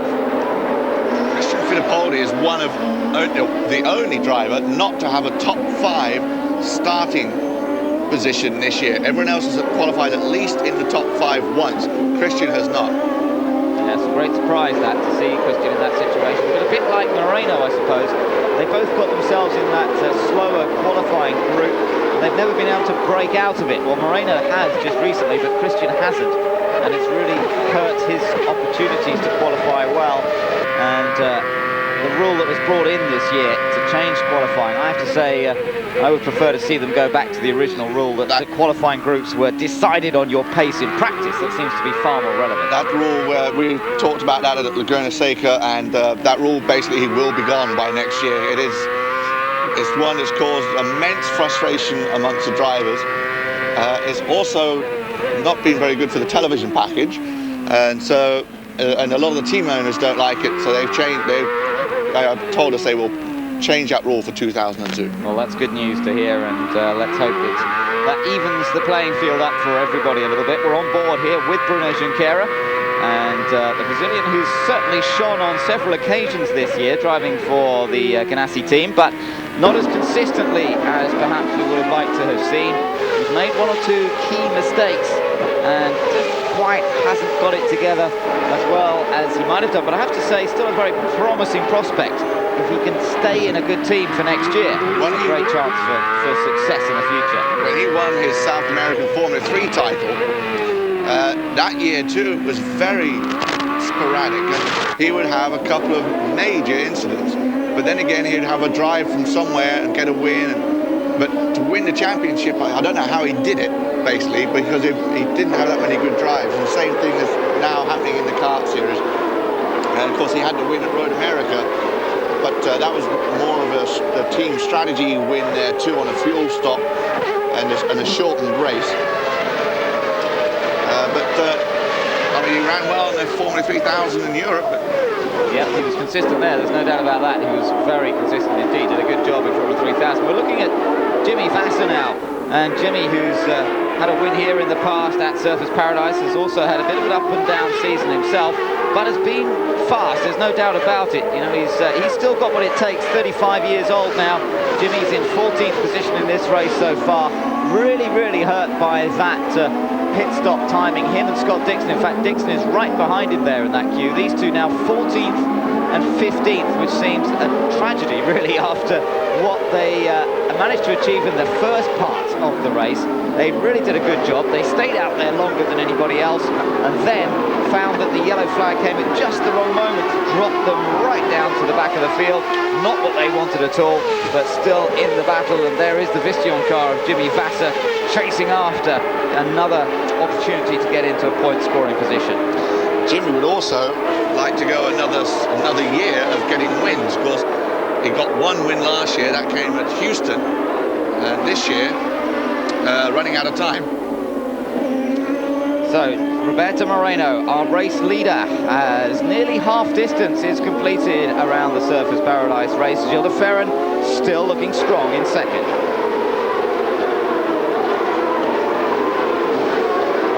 So coming out of that final turn once again to accelerate onto the front stretch, building up to over 190 miles an hour once more before getting hard on the brakes down into the chicanes. The brakes really do take a pounding on this track, but so does the suspension, as you can see how they use that curving through there. Trying to keep the concentration is crucial, isn't it? There's not a lot of room for error here. As you can see how close those walls are as they track out from that curbing. If you get the bounce just wrong, it can really hurt you. Just to go back to Jimmy for quickly, I'd say he's looking for his, because he consistently won at least one race a year. He won one last year, but this year hasn't had one. His best finish was a 4th place finish. That came early in the year at Nazareth. Now we're on board with Adrian Fernandez, winner here last year from 17th on the grid. But unfortunately this time it's not working so well for him. He finds himself still languishing down in 18th position. Fellow Mexican Michel Jourdain ahead of him, and Brazilian Tony Kanaan behind him. And he doesn't seem to be able to do an awful lot about that as yet. And although this is one of the more interesting street tracks to drive and overtaking is possible, it's still very, very difficult. We're not seeing a great many place changes in this middle stint of the race. Again, drivers will be looking to save fuel and hopefully have a slightly shorter pit stop next time than everybody else. And we're looking at one more scheduled stop for everybody coming around the high 40s. So we're still about 15 laps away from the next round of pit stop. We have actually just hit the 1 hour mark on this, and we are 34 laps into it. Seeing Adrian Fernandez there, he's also someone looking for a win this year. Hasn't had one. His best place was a 3rd place finish at Mid-Ohio. So Moreno, 3.5 seconds his advantage over de Ferran. Roberto Moreno continues on a very impressive Sunday afternoon drive in Australia, as he is still maintaining an advantage over Gilles de Ferran of 3.5 seconds, with de Matter really quite close behind de Ferran. As you can see from that shot, de Ferran comes through in the number 1 car. There is de Matter. Right behind them, Paul Tracy. Then Alex Tagliani, Michael Andretti running in 6th. Castroneves is 7th. Kenny Breck in 8th. Then Max Papis 9th. Fittipaldi 10th. Junqueira 11th. And Nemo Gidley has now come up to 12th, ahead of Alex Barron. So there's been a change of position there for that final point scoring place. Settling down a little bit at this point in the race, it has to be said. Everybody just really watching fuel consumption, keeping the concentration going, looking for the grip. A little bit of marbling off the line, but not too bad at this stage. You can see on line where the rubber gets laid down, that's where the grip is. You get off that, try and overtake somebody, that's when you can easily get into trouble. And that's why I think part of the reason we're seeing everybody just settle into position. I think so, mid-race settle. And just to try and figure out the rest of your strategy from here. Is it going to be a timed race? How many more yellows are we going to get? How's the fuel consumption going? I have to say we're seeing a lot less yellows so far. There's still a long way to go, but a lot less yellows than we saw in last year's race. 5 caution periods in the 2000 race, and in fact couple of years ago we saw field races which were 7 caution periods, also going to that 2-hour limit. So it is a race that has seen a lot of incident in the past. This one a little calmer than we have sometimes seen around the streets of Surfers Paradise. Perhaps that rather bizarre race at Laguna Seca has sort of taken that out of them. Could be, yeah. I think they're getting to the end of the season, they're like, okay, enough of that stuff, let's just make sure we get this one done. All these drivers, of course, absolutely love coming here. You mentioned it earlier, a big party atmosphere, some great restaurants in the area, and the weather, it rained on Friday, but the weather the rest of the weekend has been absolutely perfect. A lot of these guys love surfing, and they can swim with the dolphins here. As Gujaman has brought his car in, and it's fairly terminal. He's had a very tough weekend with that, where he hit the wall earlier this weekend. It chipped a bone in his right wrist, and Dr. Steve Olvey cleared him to drive this morning, but he's in some pain and bandaged up. Again, it's a long way to come for that kind of weekend. Yeah, it is, but at least hopefully, as you say, enjoying the rest of the weekend, even if the race isn't going his way. Michael Andretti in the blue and white car, just under increasing attack here from Helio Castroneves. Castroneves and Breck right behind him, still both desperate to move up the order here and try and put a bit of pressure on Gilles de Ferran, because at the moment, with just over half distance here completed in the penultimate round of the championship, things are looking very good for Gilles de Ferran to take his 2nd straight title in the FedEx Championship Series. These two are the only ones who can stop him, but at the moment they're mired in those 7th and 8th places and they cannot get away past. Kenny, though, now beginning to look a little bit more aggressive as he moves around behind Helio Castroneves, looking for an opportunity to overtake. You mentioned trying to be a back-to-back champion. It's only been done a couple of times before. Alex Zanardi has done it, Bobby Rahal did it, and Rick Mears did it. Yeah, so de Ferran will be joining a fairly select band of drivers to achieve back-to-back title victories. And it didn't look that it was going to be that way at all in the early stages of the season. This man, Kenny Breck, really dominating the early stages. And then when we got onto the early street courses, it was the man right ahead of him there, the number 3 car, Castroneves, who was so fast on the street tracks and seemed to have the edge even over Gilles de Ferran in that part of the season. Oh, what a slide from Castroneves, and I think he managed to keep it off the wall, but wow, real cat-like reactions from Castroneves to save that one. That's number 3 for Helio there. Well, 2nd slide, but number 3 incident in moment. So Kenny's seen them all from back there going, can you just get out the way and let me by? Yeah, you must be thinking, how many more chances is he going to get away with here? But Castroneves somehow is extricating himself every time he gets into a little bit of trouble. And that was a great piece of correction from him, and just shows you how hard they're pushing. You know, sometimes you can watch them around a street track like this, you lose a little bit of the concept of just how fast they're going and just how hard they're pushing as they track through the corners on a normal path. But you see something like that and you realize they are on the limit all the time. They only need to be a fraction of an inch out or a thousandth of a second earlier on the throttle, and that's what happens, and all so easily it can end in the wall. That's the sort of level these guys are driving at, lap after lap after lap, in high temperatures and with plenty of pressure on. So these guys earning their money this afternoon, and Castroneves, so far so good, but it's still not enough to beat de Ferran. He's got to try and move up the order here. And of course Michael Andretti, who was in the championship hunt until his result at Laguna Seca last weekend, also had some good runs. He had that win where he drove from the back again on a street course and has looked strong, but not had a good one, good weekend here this weekend.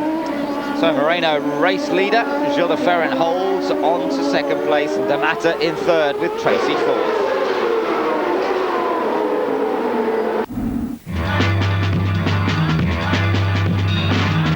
Do you ever feel you're not getting the whole picture? The whole world of sport is just lacking something. That's why there's a brand new motorsport show to give you the whole story and the bigger picture.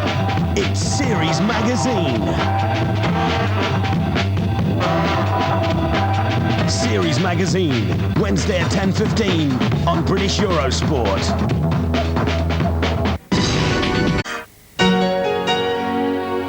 With Hasseröder, the German premium beer. sun is shining down on Roberto Moreno and Gilles de Ferran at the moment at Surfers Paradise in Australia. On the east coast, where the surf is good, the parting is good, and for the moment Roberto Moreno is race leader by 5.4 seconds over Gilles de Ferran. So he's really managed to open up quite an advantage as we're watching a battle a little further down the order. Tracy and Tagliani here. This is for fourth and fifth, and it's funny that these two should be battling because they're two Canadians. Of course, Tag's a French-Canadian, but Paul Tracy comes up and plays practical jokes and tells jokes to Tagliani all the time. And one of them is, can't wait to be driving your car next year. And Tag's like, no, I'm driving that car next year. But they do wind each other up quite a bit. Paul and Tag's are good buddies. Well, so far keeping it clean. Tracy, remember, under probation at the moment after the incident with Helio Castroneves in the pits at Laguna Seca last time out, and his rather outspoken comments, so he's got to behave himself, but so far so good. He's had his incidents here in the past. Last year was doing a great job leading when he had a stuck throttle sending him down an escape road, and ended it in the end with a clash with Sevilla. Roberto Moreno has completed 37 laps now, and he's completed some 14 laps since his last pit stop, so he's still got another 6 or 7 laps before he has to make his second pit stop of the afternoon. There are the standings so far. Moreno from the championship man de Ferran. D'Amata is in third, Tracy fourth, Tagliani fifth, and Michael Andretti in sixth position. You're looking at Gilles de Ferran at the moment, and de Ferran, who looks set for some real celebrating here today if he can hold on to this second place, but we've still got quite a long way to go and lots can happen. That second pit stop could make all the difference here this afternoon, and Team Penske will be really concentrating on getting a good clean stop for de Ferran. Gets past Guzman safely. Guzman has rejoined after we saw him go in that pit stop, but he saw those leaders coming by and pulled off to let them through. A nice move there by Mauricio, the sort of chairman of the series, certainly the head of the Drivers Association too. That's right. Yes, very much a veteran now of the championship. And I wonder if he'll still be racing next year or whether he'll be involved in other ways. We'll have to wait and see exactly. There's a lot of rumours that he may not drive next year, but he could well stay involved with the series, either as like an advisor to the safety at each course or the safety to the drivers. I gather that Dario Franchini's got problems. He is in the race. He's 2 laps down, remember. But he's off, he's in the tyres, and it does look as though it's all over for him now. Well, he was 2 laps down anyway, and it just brings to a complete end his rather miserable time here in Australia. Will we go yellow is critical at this point. Mauricio has decided, okay, I'm just in the way up there, so I'll come back to the pit lane. Yeah, I just mentioned it, maybe he may be like an advisor or someone the drivers can come up and talk to, and he can talk about the tracks. Or he can help with decisions too with the chief steward. So, but that's all rumours at this point. Yeah, I'm sure that Maurizio will stay involved one way or another if he does stop racing, but we'll have to watch that space. Here comes Michael Andretti, and also a veteran of the championship nowadays, but hasn't seemed to have lost any of his pace and any of his determination. Enjoying this season with Team Motorola, this new team that was created as a sort of secondary, well, not really secondary, but a sister unit to Team Green that run Franchitti and Tracy. Team Motorola run by Kim Green, that's Barry Green's brother, and still under Barry Green's umbrella. It's been a good season that they've had to get used to each other, learn new systems, and Andretti learning a new car, new engine. But it has worked well for him. It's only this latter part of the season where things have gone wrong and he's dropped out of that championship battle. As we ride now on board with a man who's made that step from being a driver to team manager, but managed to carry on doing both. Adrian Fernandez coming towards the end of his first season, combining those 2 roles. And he made a couple of big announcements at Laguna Seca, because they've hired Don Halliday. He's become a 3rd member of the third owner of the team. But the other critical thing is they're going to switch from the Reynard chassis to the Lola chassis for next year and run a Lola Honda. An interesting combination.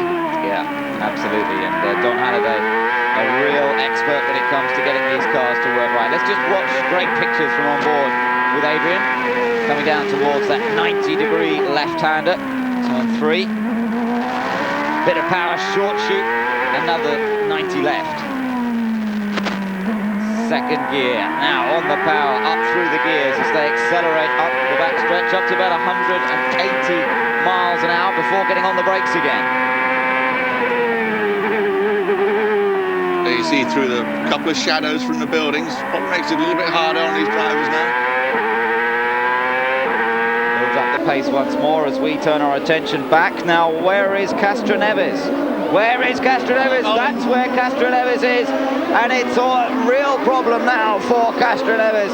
This could be the end of his championship hopes for 2001. He was involved in that battle with Michael Andretti, but he cannot get the thing going. He needs a push, and surely this is going to drop him out of the equation. Oh, well, we said how many more chances did he have, Guy? We don't know what happened yet, but perhaps his chances finally ran out. Let's take a look. Coming up behind Michael, under braking. Well, it was just a pure mistake. Just locked it up. What a mistake from Helio Castroneves. Nowhere near Michael, but just perhaps on a slightly different trajectory into the corner, a different camber of the road. Slightly offline too, yeah. And away it went. And Kenny Breck would have gone, phew, okay, it's 4 in front of me now, and I've made it through and finally got by Helio. And a yellow flag has come out, and we're going to see pit stops, I would say, probably by everyone, because 41 laps now, and there's only 65 scheduled. So this is going to be a good battle out of the pits. There's Fernandez getting out in front of Tagliani.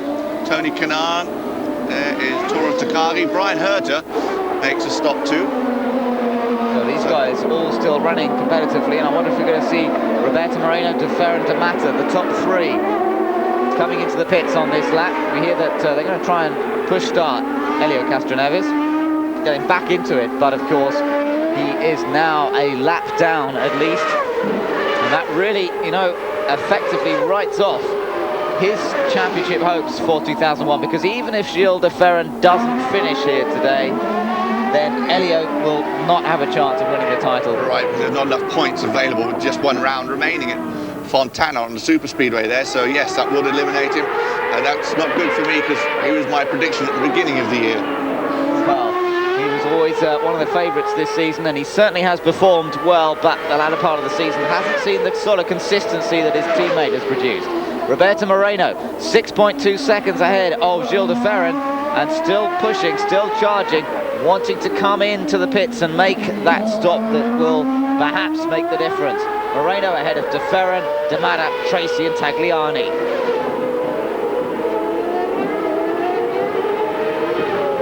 De Ferran still chasing after him. Cristiano De Mata in 3rd place, then Tracy and Tagliani, with Andretti now in 6th place and still ahead of Kenny Breck. Yeah, that was Carpentier that we saw coming out of the pit. Sorry about that. The interesting thing is, where were these guys on the track when it went yellow? And they must have just been past the pit. Oh, trouble for Tagliani. Got it wrong over the chicane there. It looks like it, but it looks as though he's got himself organised again. I don't think that we actually saw a full course caution. We can't have done, because they haven't slowed down. So we haven't seen a full course caution. It was a local yellow purely for Helio Castroneves, and that means that these guys have been able to race up front and haven't made a pit stop. So we'll have to see whether that affects things for Moreno, who has now completed 42 laps, and it won't be long before the leaders do make their pit stop. Here comes this mistake from Tagliani.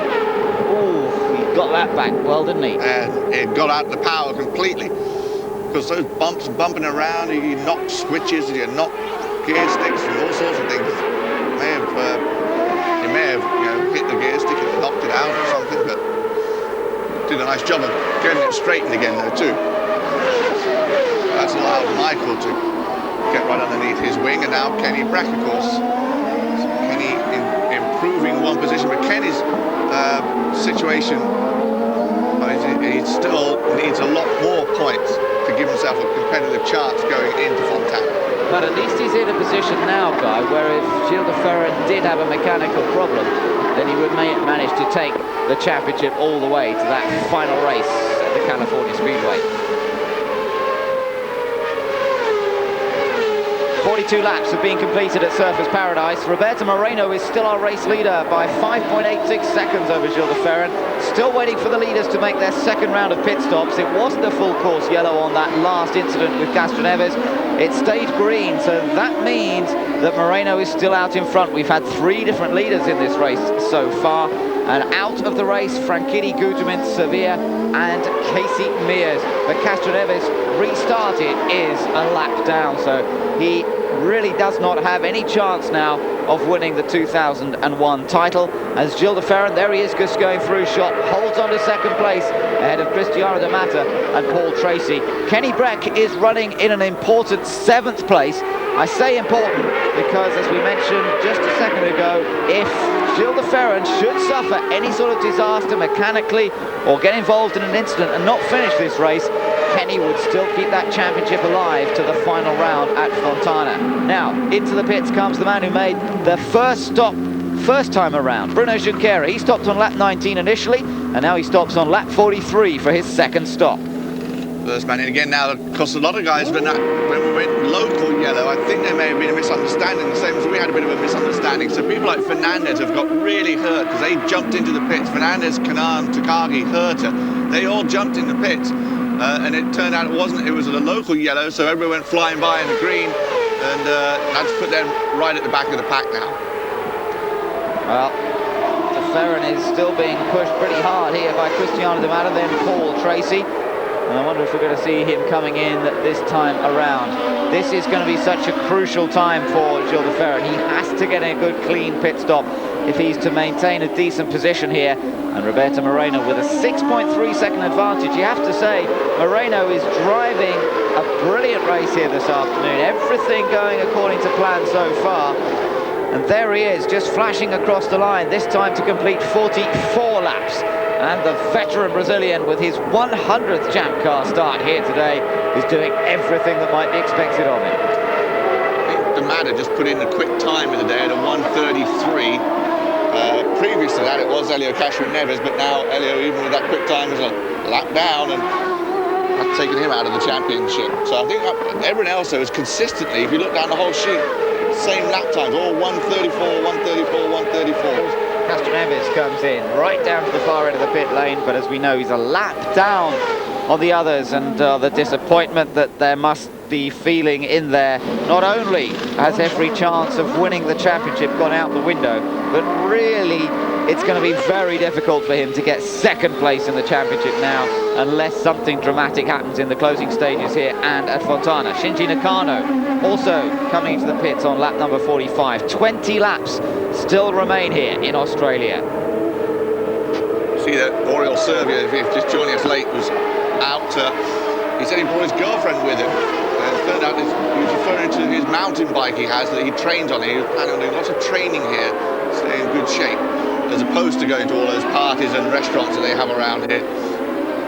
Now he's out the race, maybe he's got time, he can do that part. Do that afterwards, yeah. Well, they've put a couple of, well, they haven't got much time actually, have they? They've got to get straight back to California for that final race. It's a pretty tight schedule to finish off the season, and racing again next week. So it's tight timetable indeed.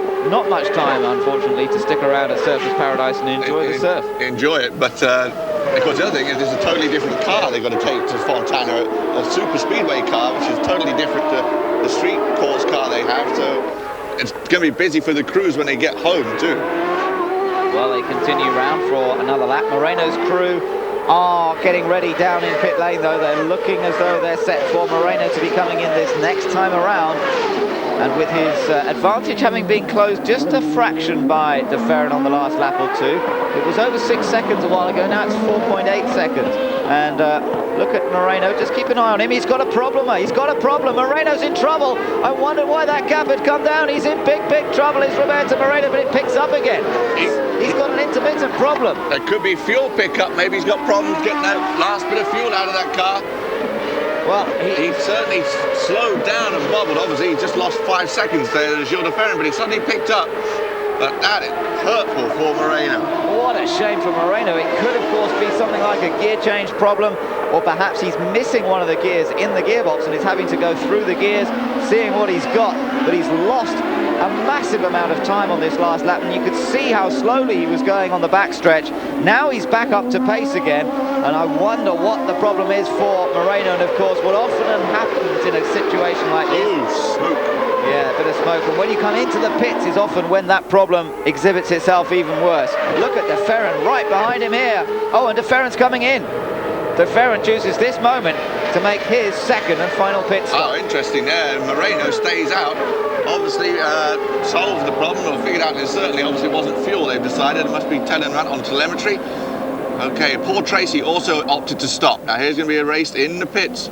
Paul Tracy looking to lead for the first time this year, hasn't led one lap, the only guy in the whole entire field that has not.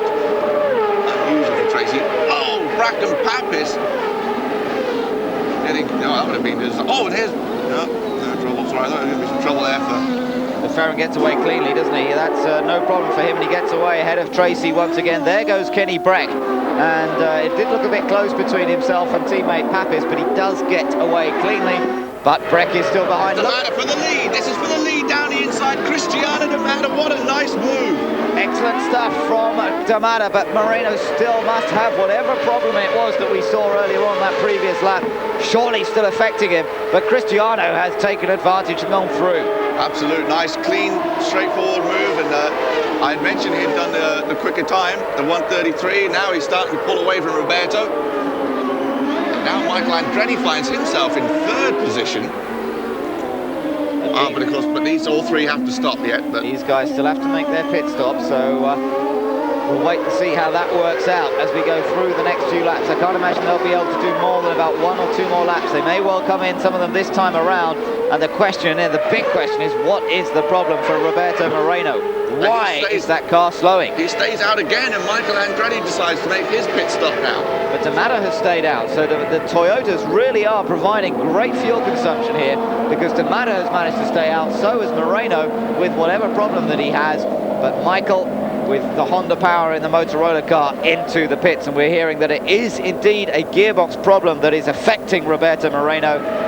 He's just been told by his team on the radio that he's got to try and do his best, do whatever he can do to continue in this race.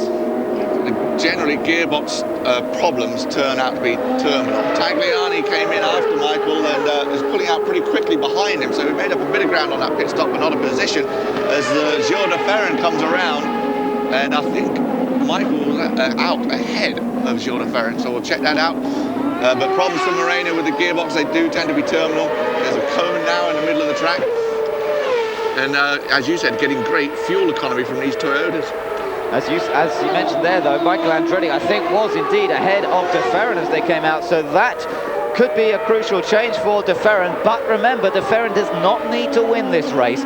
All he needs to do is to finish ahead of Kenny Breck and Helio Castroneves. Well, at the moment, De Ferran is definitely ahead of Kenny. There's no doubt that Breck was well behind him when they came out of the pits last time around, and we know that Castroneves is a lap down. So for the moment, De Ferran is still looking good, although perhaps not for the race victory.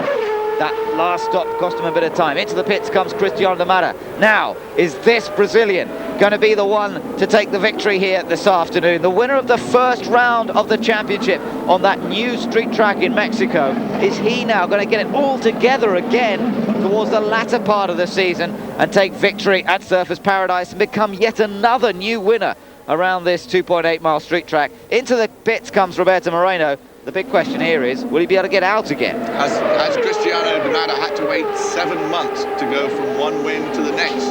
The problem here is Moreno. Has he got the gears to get out? Yes, he does. So maybe it's just finding one particular gear. That may well be the key. It sounded a bit like he got away in second gear rather than in first. There's Michael Andretti, and there is De Ferran right behind him, looking to the left. So, wow. De Matta and Moreno both able to make the stop and get out ahead of De Ferran. Looking now at Jimmy Vasser further down the order. Well, in fact, not far down the order, because these two haven't made their second stops. Remember, they went a long, long way before they made their first stops, Vasser and Dixon. That's brought them back up into the lead now of this race. So Vasser up front, Dixon in second place, having not made their second stops. But they will have to be coming in fairly soon, and they were hurt so badly by that yellow flag earlier on in the race. Just the timing of it worked against them entirely, and a great shame for many fans here who've gathered to support Scott Dixon in his brilliant rookie season of Champ Car racing. So we should point out that a full Look at this. stop. Michael Andretti, Roberto Moreno and Gilles de Ferran. What a battle this is proving to be. And this could well be the battle for second, third and fourth places once the other pit stops are made. Interesting stuff going on here. Tagliani and Tracy, and then Brack also trying to get onto the back end of this line of cars. We could see a great, might see a great 20-lap shootout for the end of this one. Difficult situation, this one, Guy, for Gilles de Ferran, isn't it? At this point, now he knows that Elio's had his problems and he knows Brack's behind him. If I was him, I would just stay right where I am. Exactly. Do you push? Do you decide to attack the car in front? Breck is not that far behind him, and it wouldn't take an awful lot. You know, there's only some 3 seconds and some 3 places between de Ferran and Brack at the moment. Brack needs to get ahead, though, of de Ferran to have any chance of taking the title to the last round. Now, Jourdain gets back onto the circuit, no problems for him. There's Jimmy Vasser, our race leader, ahead of second-placed man Scott Dixon. And these two have both completed 24 laps since their first stop. And that would be just about right for stop number 2. Again, though, the Toyota's getting good fuel mileage. Eurosport's coverage from Surfers Paradise continues as race leader Jimmy Vasser does indeed come in to make his second pit stop, his final pit stop. Lap number 50, some 15 laps to go here. And Vasser having to come in at this point, and that will drop him well down the order again. And Scott Dixon still hasn't come in for his second pit stop, but when he does, it will hand the lead back to Cristiano De Mata. Oh, remember, De Mata looks in great shape. Remember on that first round, Scott was the last one to do, and he actually led a lap here, so he's going to lead another lap in front of the crowd. Here he is. Yeah, Scott Dixon pushing hard, isn't he? Trying to make up the most time that he can. Yep. And hope that that brings him back up in the order a little bit. It was that early yellow that hurt these two, and now with a bit of fast pace here, he might still be able to get himself back into the points despite that. So that's what he's doing. He's pushing hard. You can see how much he's attacking this course. And Dixon has really been one of the star turns of the 2001 season. There's no doubt about it. A future champion. If he gets in the right team at the right time, Dixon could be a real superstar. Scott Dixon comes through the Honda hairpin, but surely will be heading into the pits either this lap. Yes, it's this lap. And that brings him from leading this race. It'll drop him back down the order, and it will bring Cristiano De Mata back in front of this penultimate round of the championship. And this whole pit stop's going to take about 1 minute and 30 seconds, including the pit lane exit and entry with all the speed limits and everything. So Dixon, depending where the other guys were on the track, this one they've cut it short on the fuel. They don't have to do a full fuel stop. You watch as he comes out, look to the left. See the field. Generally it's okay, here comes De Mata. Dixon is already out, so that's good. Dixon rejoining. I think he'll rejoin in 9th place as he comes through.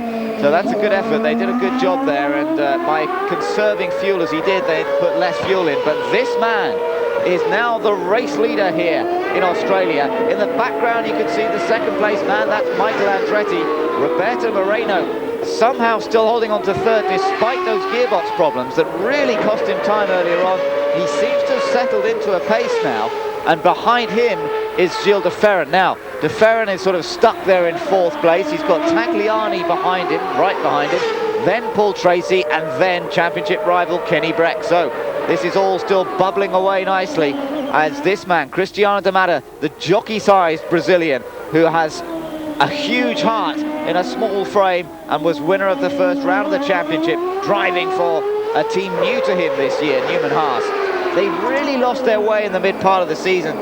It's something that we've seen a lot before from this team when Michael Andretti was driving for them. They seem to start off strongly. They seem to then make their own changes to the car, their own developments, which seem to set them backwards rather than forwards. And I know that recently they've gone back to their initial setups and suddenly they're back on form again. No, you're absolutely right, though, Ben. We've seen that in this team through the years with Michael Andretti in particular. Starts out strong, drops off in the middle of the season, then comes back. And that's exactly what's happened with Cristiano this year. And obviously he would love to get a second win. And he has, at this point, a 6 or 7 second lead over Michael with 14 laps remaining. And clean, clear track. Oh, don't touch each other. Oh, this is dangerous stuff for Gilles de Ferran. That's de Ferran under attack from Alex Tagliani.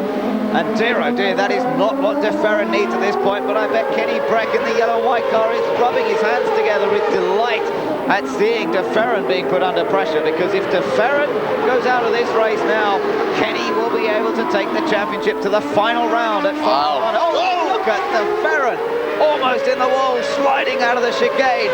And he really does seem to be struggling a bit now to keep these two Canadians behind him, with Kenny Breck just relishing the opportunity to move up the order and get ahead and take this to the final round. Now I wonder if the captain, Roger Penske, isn't on the radio saying, okay, Gilles, we don't need to get involved in any kind of battle here with Tagliani. You're ahead of Breck, and Elio's pretty much out of the whole situation. So don't let Tagliani get caught up with you and then cause some kind of incident where we do have to go to Fontana to wrap this thing up. Well, it's tough, isn't it, for de Ferran? I think perhaps he's getting held up a little bit behind Moreno, although he's not as close to Moreno as I might have expected, bearing in mind Moreno's gearbox problems. And that really did mean that he came under pressure from Tagliani. And Tagliani, although he's sort of shed that rather wild image, still is a charger, and you still never quite know what Alex is going to try next. And I'm sure that Gilles would be a little more comfortable if he could open up a second or so over the blue and white car, but Tagliani still determined. Look how close he gets under braking there at turn 3. And de Ferran has to fight for this with 11 laps still to go. Yeah, that's right. I'm thinking, okay, there's going to be a move this time coming down into the left-hander. And Tagliani went left and then goes wide there. Gilles de Ferran let him go by. Absolutely, definitely let him go by around the outside there. I think it's part of that image, you mentioned the wild image, that still carries over a little bit. There's been a couple of incidents. In fact, with his teammate last race, Laguna Seca, and I think you'll find that was definitely a left by him. Yeah, but de Ferran now only has one car between himself and Kenny Breck. Well, this is good stuff, but remember that Kenny Breck needs to get ahead of de Ferran to keep any chance alive to Fontana. And look at the smoke now. You really do see a lot of smoke coming from the back of Moreno's car, and that surely is not going to last an awful lot longer. If Breck can get, I think... Oh, look at Moreno's in trouble here, and it's Tagliani going past. And Gilles in trouble too. He's slowing. And now Tracy's going to get by him. Now, if Breck can get, this is going to be absolutely interesting. If Breck can get by Gilles de Ferran, Gilles didn't lead the most laps and didn't get that bonus point. And I think you'll find that Gilles is slowing a little bit. I think you're right, Guy. I think Gilles could be in some sort of difficulty.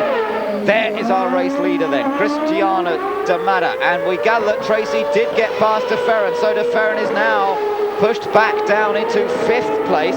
5th because Moreno's now out. It's D'Amata who leads. Andretti's now into 2nd place. Tagliani 3rd. And look at this, the two championship rivals are together on track. And de Ferran wants to wrap this title up. He does not want to have to go to the final round in California. He did that last year, and it was a nerve-wracking business in a race of attrition that he managed to survive. But a 500-mile race is always so unpredictable in terms of the mechanical reliability. You never can tell what's going to happen.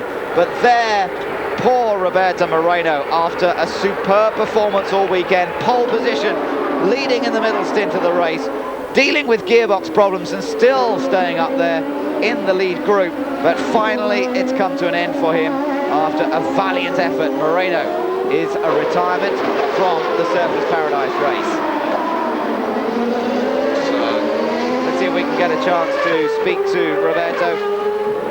He's just getting the crash helmet off now. Hopefully we'll get a chance to hear from him in a moment or two as we continue to watch the battle going on, particularly with De Ferran and Kenny Breck. There is Michael Andretti, second placed man.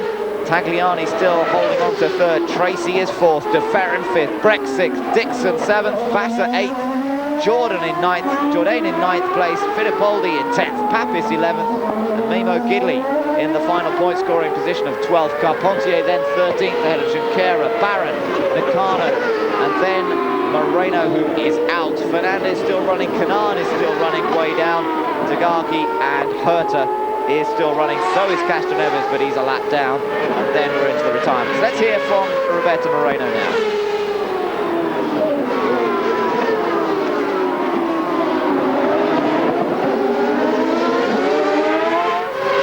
Well, it seems to me we have a bit of a problem trying to get hold of the interview with Roberto. Great shame to see him go out of this race. Did a great job today. Unfortunately, the gearbox did not last for us. It started with a vibration, and then I lost second gear. So I kept trying to go in second gear, not using second gear, which is very tough in this racetrack. And I was able to do that and hold up Joe behind me. So he must have the same kind of problem as I had. But my crew said we lost oil pressure now, so there's no point to carry on. It will just blow up within a couple laps. You could almost taste that champagne, I think. You've been in this battle all day. It's unfortunate, but this is just racing, you know. Racing is like that. It can be. That's why when you overcome all those challenges, that's why, and I'm able to win. That's why the satisfaction is so much. So. There will be some more races next year. With a bit of luck, I'll guarantee. I don't have a deal for next year yet, but I will put something together very soon, hopefully, and I'll be back next year very, very strong. Great to see you back, Roberto. You're very popular in Australia and loved by the fans. Bad luck. Sorry, Mike, but it's not going to be this year. Maybe next year. Thanks, mate. Hearing a Brazilian do an Australian, sorry, mate, doesn't quite come off, does it, Ben? No, but he makes a good try, doesn't he? And Roberto is well liked wherever he goes around the world. Loves coming to Australia, where he's had some good performances in the past. D'Amata is our race leader, and at the moment De Ferran is still holding off Kenny Breck. One of the Ganassi cars is in trouble.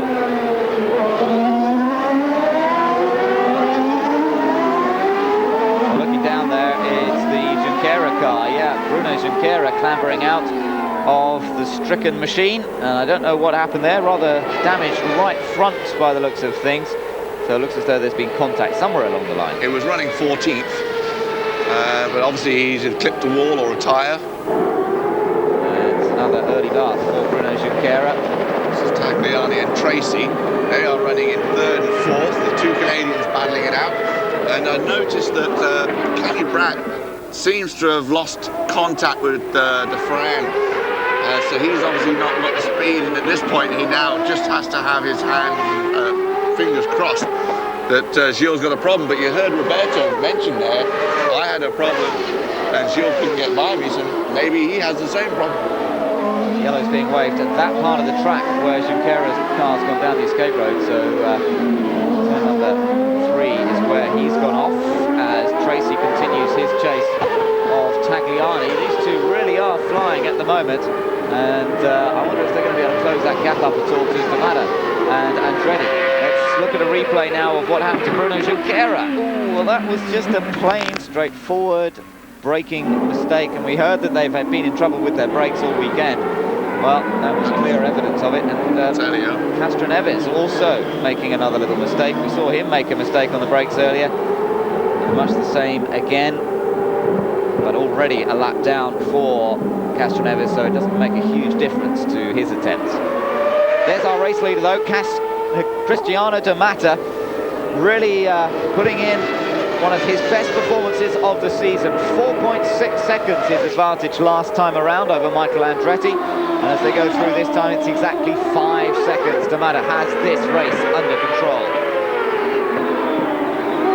7 laps remaining at Surfers Paradise.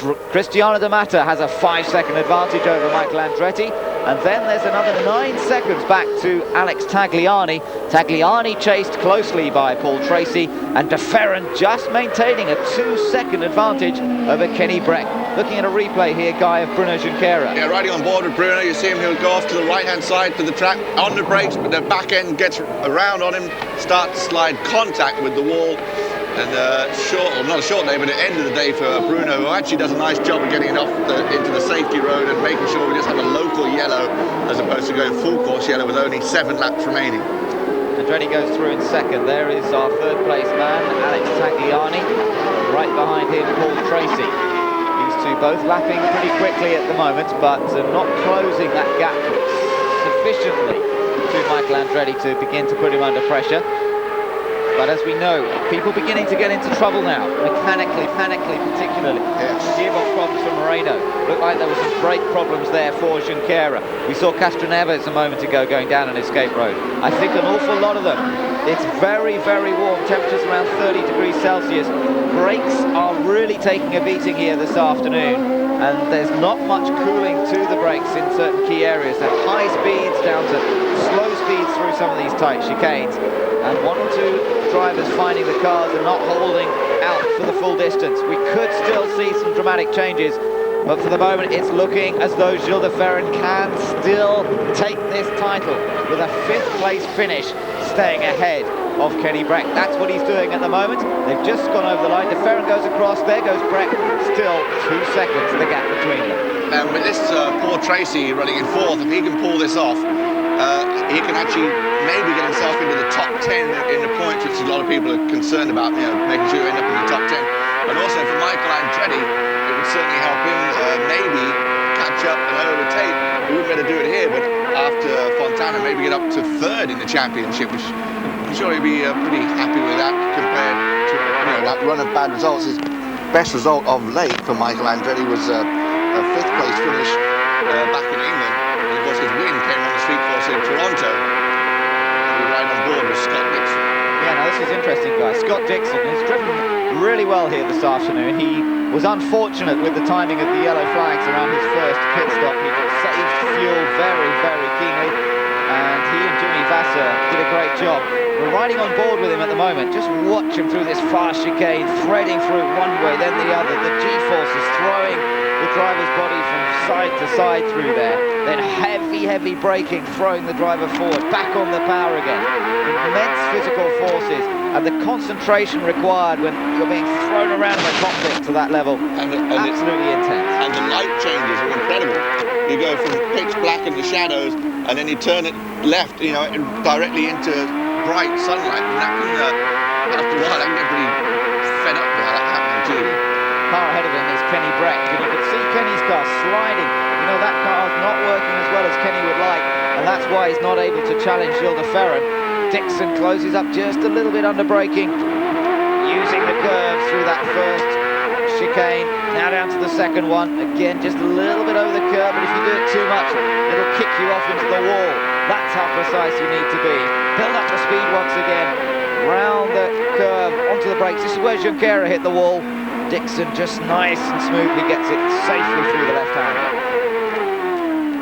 Pretty physical track, especially in these hot, as you mentioned, the hot conditions. These guys are going to know they've been working out here this afternoon. But Dixon, one of the youngest, one of the fittest drivers out there. And right behind him is Jimmy Vasser. Look at that. These two have been tied together virtually all afternoon.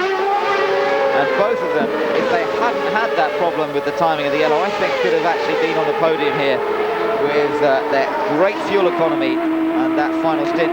Dixon managed to get ahead of Vasser through just saving a bit more fuel. Look at this, great shot from that right front suspension. You really see that working over the curve. Exactly, you can see how much work that is doing. But Kenny cannot stay with De Ferran at the moment, can he? He still can't keep the pressure on the man who looks to be taking the championship. Have another look at this onboard shot once again, riding through the final Honda hairpin here and on to the start-finish straight. Through the gears, and watch how quickly that straight flies by. Look to the left, the whole downtown surface paradise just flashes by there on the left. Watch the suspension working over the curves. Immensely stiff springing, of course. Oh, a little mistake there. Dixon didn't get the down change completed before the corner, and that just, you can see how that's allowed Vassar to get that little bit closer. Notice how now there's more of a gap between Breck and Dixon, and that was that little bit of a mistake in the middle. Oh, hang on, Jimmy. Oh dear, oh dear. Talk about mistake. Oh, Dixon's got a big mistake this time. Vassar's gone through, and oh dear, oh dear.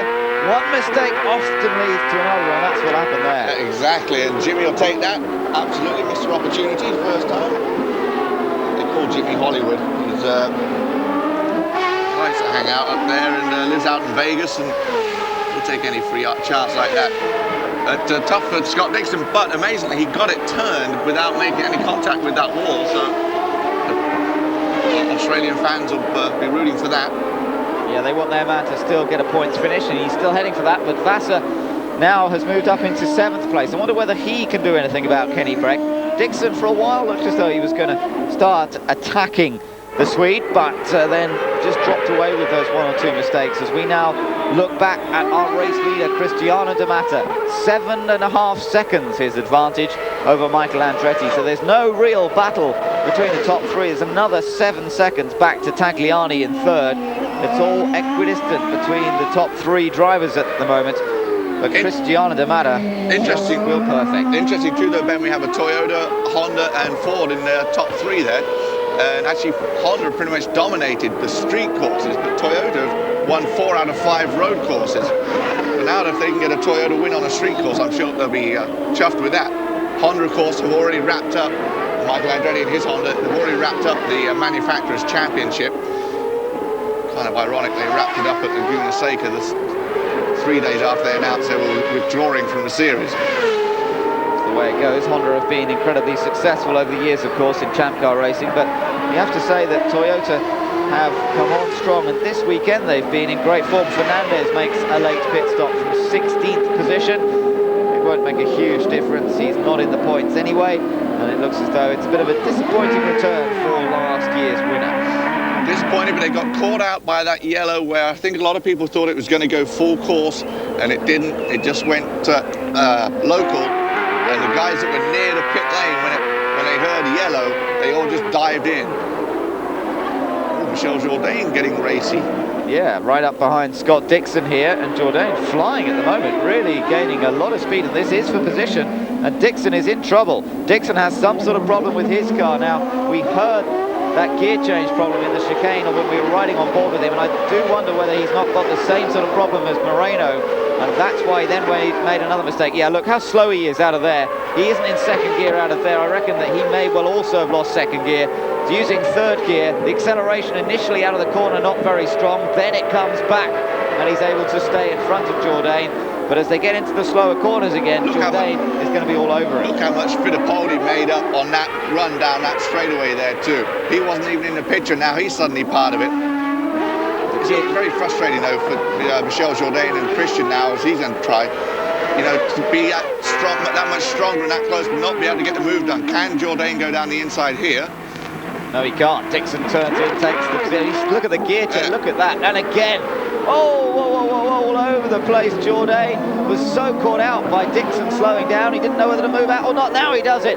Dixon cannot accelerate out of these slow corners, and finally he's passed by just about everybody. And listen, Dixon can hardly find a gear at all in there now. Jourdain moves up into 8th place, Fittipaldi 9th, Max Travis is in 10th place, as he's just got past Dixon as well, and Nemo Gidley also part of that group. This is the closest battle on the track, everybody. Now Jourdain's going to do his best to keep Christian behind him. Looks like Jourdain's running pretty strong. Good to see him being quick, as we mentioned, there was a rumour that he may have been replaced here this weekend. 64 laps have been completed by the race leader, Cristiano D'Amata. He is now on his final lap, and this has been a demonstration drive in the latter part of the race from Cristiano D'Amata. He qualified well, he was 3rd on the grid, and finally putting to bed a lot of those problems that they've had throughout the year. The mid-season, where he just could not seem to qualify well, 19th on the grid in Cleveland, 17th in Toronto, 13th in Michigan. He was 20th on the grid in Chicago, 14th in Vancouver. But the last few races have seen Cristiano begin to qualify again. 8th in Houston, and he went on to finish 6th. He was 7th on the grid at Laguna Seca, then involved in an accident with Dario Franchitti, but he was on the pace there throughout most of that race. And now it comes together again for the 28-year-old. He won the season opener at Mexico on the streets in Monterey, and now it looks as though he's going to win again another of the foreign races. This time it's going to be in Australia. This will be a Toyota Lola combination, second or third win of the year, and the 5th win for a Toyota this year. Here he comes then, Cristiano de Mata is going to take victory at Surfers Paradise. The checker flag waves, and Cristiano is the winner here in Queensland. In the sunshine, he can start to celebrate as Newman Haas Racing take only their 2nd win of the year after what has been a pretty tough season for them. And look at the smoke pouring out of Tracy's car on the line. He's passed by several cars. Oh, what a shame for Paul Tracy. When he looked all set for a 4th place finish, that puts De Ferran in 4th, and De Ferran beats Kenny Breck. De Ferran is the champion of 2001. He's done it 2 titles in a row, but Paul Tracy smokily tries to get across the line. He's passed by Fittipaldi. He's dropping further and further down the order, out of the points, but at Team Penske the celebrations can start. They've done it again. They've taken another title. This is their 9th kart title, the 11th Champ Car title overall if you include the pre-Championship Auto Racing Team days. And for Gilles de Ferran, his 2nd win of the title, joining Alex Zanardi, Bobby Rahal and Casey Mears as double winners. And that really has shown Team Penske's domination. Make that Casey's uncle, Rick. Rick Mears, sorry. That's okay, no problem. Absolutely. Casey's yet to get there. But what a result for these boys. Gilles de Ferran has done it, and he's got it with 1 race to spare. Unbelievable. And of course, Rick Mears is another one that did it with Team Penske. So incredible stuff for the Penske domination, and there's all this talk about them leaving and going maybe to the IRL, but I mean, they're just putting on great shows and winning championships here in kart. That crew is going to be thrilled, and it's going to make the flight home or flight to California a lot easier and a lot shorter for them. Now you see the captain just off, Roger Penske. He has only missed 1 race in 25 years, Jeremy. And you know which race that was? It was Germany, because he couldn't fly. Yeah, that was that was such a strange situation for everybody, wasn't it? But De Ferran has done it, but that was a tense day for him. I wonder how he feels now. The relief must be astonishing. He had to work for that, and look at that smoky wreck of a car of Paul Tracy. Just when it looked as though he was going to get a really well-deserved 4th place finish here this afternoon, he ends up 14th. Well, would you believe it? No points for 14th, and there would be plenty. That just really sums up Tracy's season. But for Cristiano de Mata, let's not forget this man. He has taken victory here. Chased home, ironically, by the man who drove that car last year, and for many, many years, Michael Andretti. So a good result for Barry Green, for the Australian, with a 2nd place finish for Michael Andretti, but disappointment to see Paul Tracy drop out of the top 4, out of the final corner. Great news, Alex Tagliani gets his 2nd podium finish of the year, because he had a 2nd place finish earlier. Now he ends up 3rd here today. De Ferran finishing in 4th place.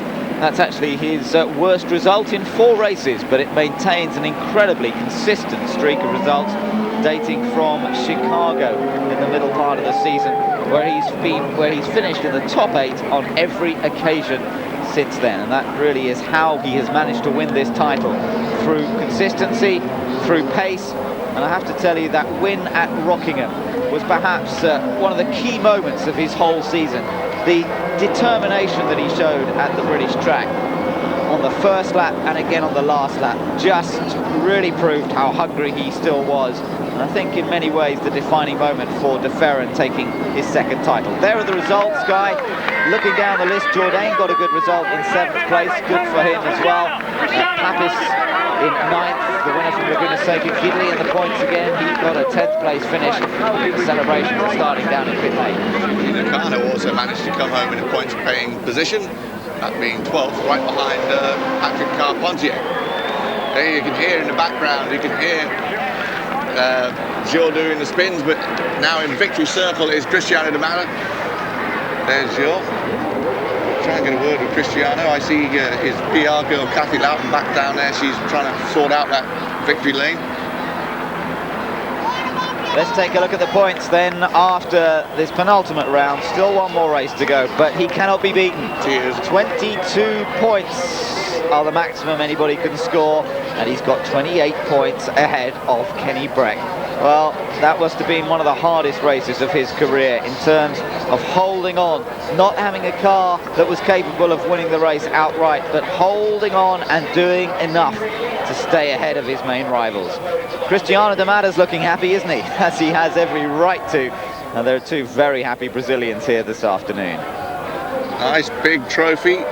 Not as big as the Vanderbilt Cup that Gilles will get, but it's sure one that Cristiano will appreciate and put on the top shelf, along with the one he collected in Monterey at the first race of the season. To wait almost till the very last race of the season to win again. And remember last year how very emotional Gilles was when he clinched the championship. Again, I think we're going to see emotion from Gilles. 2 in a row. And that is really a tremendous achievement. Time to soak it all up. Brilliant. And start to believe that he's done it again. Now, she just celebrated her birthday at Laguna Seca last week, so we had a cake there. Now we'll have a cake here in Australia, and probably have one in Fontana. You see Roger Penske in the background. He's just waiting his time to work in.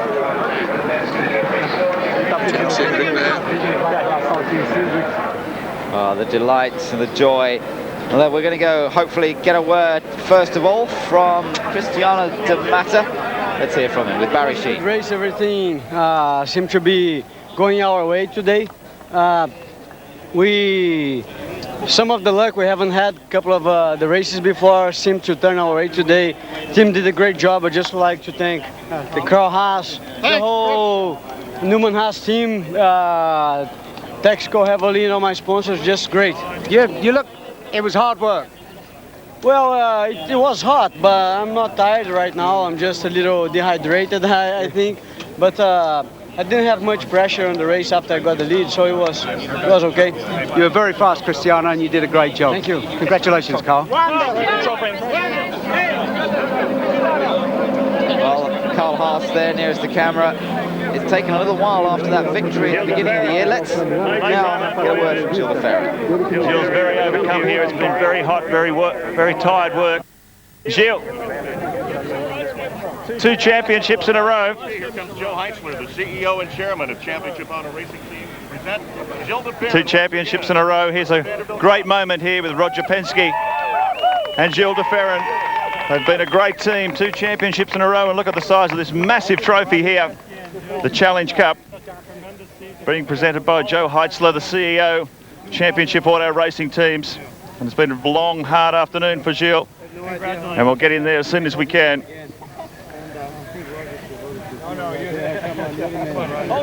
Gilles, hold the trophy up high. Gilles de Ferran, 2 from 2. How does it feel? It feels amazing, Mark. I tell you, I'm so happy. It's a mixture of exhaustion, happiness, and everything else you can imagine. I mean, this team made all my dreams come true, and I'll give an arm and a leg for them. I'm a very happy man these days. We can tell. We'll let you catch your breath, mate. Great effort this afternoon. Thank you, thank you. Well, Gilles de Ferran obviously almost overcome by the emotion of taking his 2nd title, but he's done it in style throughout the course of this season, and a fully deserved title it is. Kenny Breck, you have to feel for. He's been so brilliant on the ovals, and he's still got a chance to do that on the final oval of the year, and you'll be able to watch all the coverage with us from Fontana, the California Speedway. This has been a presentation of ESPN, the worldwide leader in sports. For more, log on to ESPN.com. From Ben Edwards and Guy Hobbs, goodbye for now. Cut. With Hasseröder, the German premium beer.